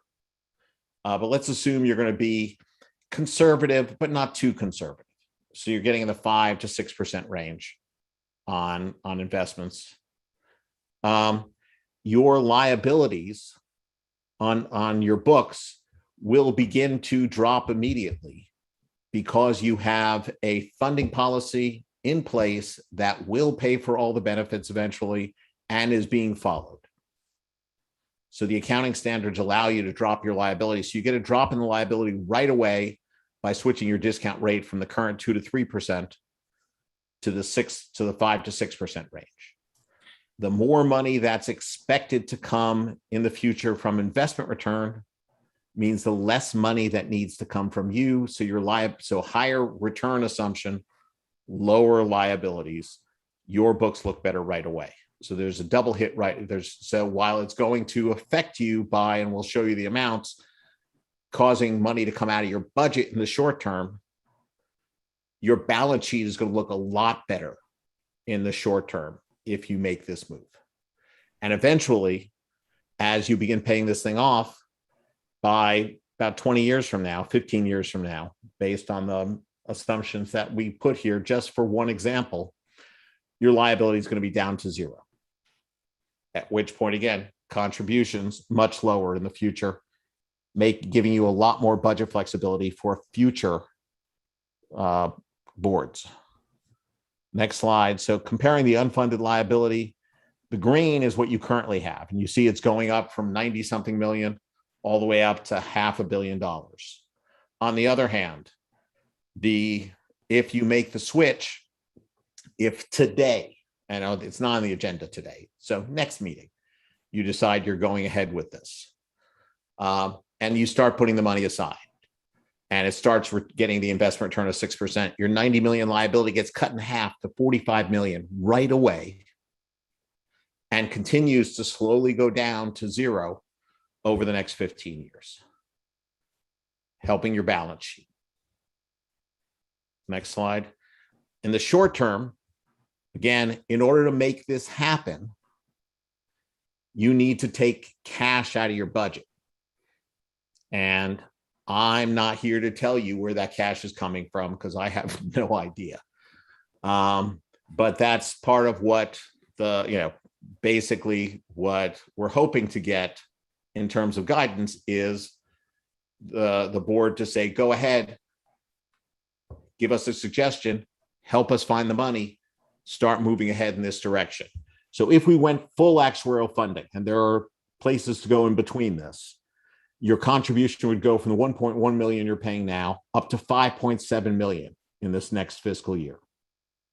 So 4 million extra, 4.5 million needs to come out of the budget. But your balance sheet gets cut in half from 112 million down to 46 million. And I would like to interject when you're done here. Go ahead. Well, so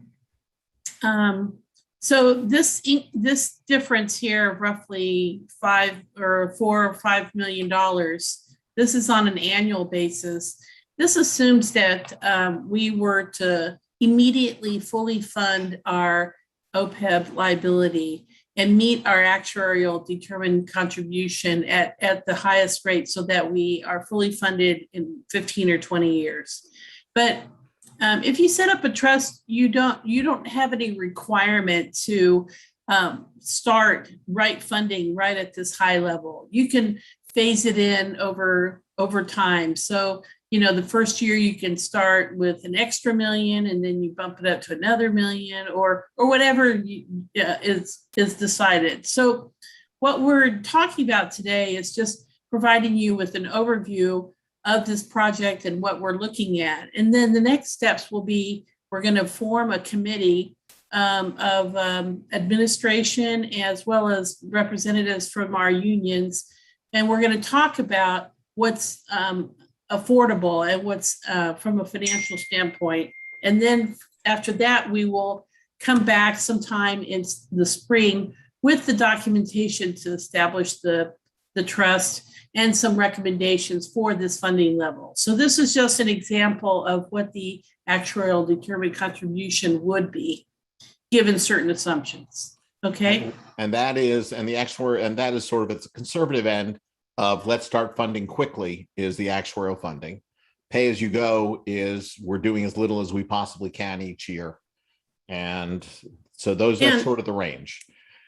So actually, this also ties into what Brian was just mentioning earlier, because the experience that we've seen, the actuary uses experience that from 2020, right? But we've noticed that, as Brian mentioned, we've noticed that there really has been a change in the level of retiree participation once they turn 65. And so Brian just mentioned that it's really kind of dropping off. And so that will make a very big difference in the total liability amount, this 112 million, which is going to change all these assumptions.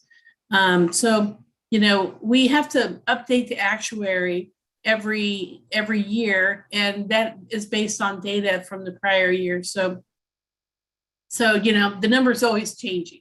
So. Well, they do. And again, I don't want to suggest that just because the numbers are going down as far as the post-65 retirees, it eliminates the issue, because it is a real issue. No, not at all. Yeah, but it will diminish the issue, it will diminish it somewhat. I guess I do want to mention and note that, as this issue's been evaluated over the years, it certainly hasn't been for a lack of interest or desire to try to do some funding. The challenge historically that has been before the organization, that's still an issue that has to be dealt with, which is, in order to do the funding to the level that I was suggesting, it obviously takes a significant annual commitment. Ideally, yes, you can do it on a discretionary basis, but the point is that whatever you put in there, it goes into a trust. In order for this to be effective, in order for this to get the discount rate that's more attractive and the better bond rating, is it has to go into a trust that's an irrevocable trust, that the money can't ever come back once it goes in. And so that's always been part of the challenge is, once it goes, and that's a pretty big ticket. But again, there is a future ticket that's also significant as well. So it is a balancing act as far as what's the right answer. Right. And also in terms, and while what Brian just said, absolutely true, very important. The other thing to keep in mind, unlike sort of the pension commitment, which is controlled by another entity, while you are setting this policy right now, and future councils can change it as you go. So if you can't take money out of the trust, but if you have a rough year for revenue, something else happens that shuts the world down for whatever reason, you have the ability to say, this year we're not making a contribution. In fact, you could even go further. You can say, once you have money in there, you can say, this year we're not making a contribution, and we're going to use the money that's in the trust to make our payments for this year and give yourself some budget relief. So there is some flexibility in this. You can't get the money back, but you can use it to make payments for these benefits you've already promised. So in that case, there is some flexibility, not as much flexibility as if you keep it in internal reserves, but by giving up that flexibility, as we mentioned before, you get better investment return, which lowers your cost, and a much better, stronger balance sheet, which lowers future costs for other things. And so, so we mentioned that we don't necessarily have to pay the entire actuarial determined contribution. And so, it's pretty late in the evening, so we don't want to get into this too detailed. But, as we mentioned before, the pre-funding contribution level can be modified based on different scenarios. And so that's what this slide is about. So our next steps are, we're asking for any direction or feedback from you. What we want to do is authorize kind of developing an OPEB advisory committee and have this committee start working on reviewing various legal documents for establishing the 115 OPEB trust and examining or evaluating, doing some analysis on the pre-funding approaches, and then come back to the Economic Development Finance Committee in March to share with you what we've learned and potentially ask for your approval of trust documents. So that's the next step. So that's all we have for you tonight. We're happy to answer any questions you might have. Great. I do see hands up. Commissioner Johnson. Thank you, Chair. I think you all have driven home the benefits of this right from the top. To improve our balance sheet is so the financial implication means moving the impact from the liability section of the balance sheet to the expenditure section of the income and expense statement, just to put it in very simplified form, thereby improving our ability to borrow at a much better rate. The notion of improving our credit rating really sticks out to me. The notion of us becoming less leveraged sticks out to me. The control that we have in the ability to fund the amount to fund on an annual basis sticks out to me. That was one of my concerns initially, but as I'm listening to you all, we have the ability to make that determination. And finally, the ability for us to go out into the market and be able to invest at a higher rate of return than what we are allowed to do right now are all reasons why I would strongly advocate for this. I would say that relative to the committee, in my final thoughts, if maybe someone from this group maybe added as just in an advisory capacity to some degree, I don't know who that would be, but I'm just saying maybe that might be something that would be beneficial. So with that, I conclude. Thank you, Chair. Thank you, Mr. Johnson. Are there any other questions? I want to make sure we have opportunity to ask questions. Committee, I will ask a few questions. I think it's imperative that we have this discussion. What wasn't discussed this evening was if we were to eliminate the program 3 years down the road, give notice to employees through the contract negotiations, as was stated by Kathleen, what that impact would look like moving forward. I think those would be one of the things that we might want to look at and consider also post 65 and give us a more impact. Plus, once you set up a trust, you have an administration cost, and I would assume that the trust pays the administration costs. So funds for that administration would come out of the trust. That would be part of the revenue either we receive through investment or through contributions that were made into the trust. Also the upfront costs, what percentage, you gave a dollar amount of 1 million in the first year. Is there an industry standard set on what the contributions have cost us in 2020 as to what recommendation you would make versus just a dollar amount moving forward? I think those are some of the questions that I personally have to make sure that we're on solid footing as we move forward, as we consider this option. Yeah, so that industry standard you're referring to is what we were talking about in the presentation. That's called the actuarial determined contribution. That's based on the actuarial analysis, and Ira can talk a little bit more about that. But that would be making certain assumptions for investment income and the healthcare costs. How much would it take for you to, in terms of employer contributions, to be fully funded within the given amortization period? Sure. And I think part of the work of the task force would be to come up with either a suggestion and reasonable options. Again, without studying it, my suggestion for an agency like yours tends to be to have some level, sort of a lower level of fixed contribution, additional contribution that you're making to pre-fund each year. And then in those years in which you have budget surpluses, to give it a relatively high priority so you can stick a chunk of the budget surplus away as extra money as you go to speed things up. So again, that's part of what the task force, assuming that you sort of approve a task force and move it forward in the next few months, the task force is going to try and look at your budget, look at your situation, and come up with a couple options and a suggestion as to how you would go about the pre-funding.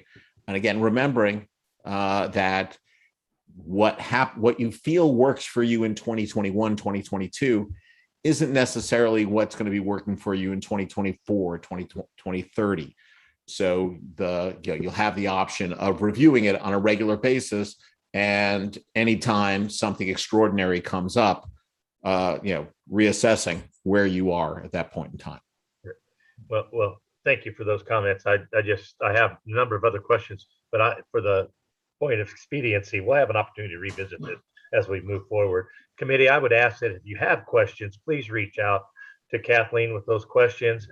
I would assume, Kathleen, that you will be the point person on that. Yes. Okay. And so that we will have a chance to discuss those again. Ira, Brian, thank you for sharing the information with us this evening and going over your PowerPoint. Kathleen, this is, again, a very important item as we move forward, as we set the basis for the business for our local unit of government and our employees. I do look forward to having an opportunity to have further discussion. I believe there's some opportunity for input that may be of benefit. So with that, if there aren't any other questions, committee? And for the public, this was for information only. If there is no further questions, no further comments, that takes us to the end of our agenda this evening. So if there's no other business, I'll announce that we are finished for the evening and we are adjourned. Thank you, everyone.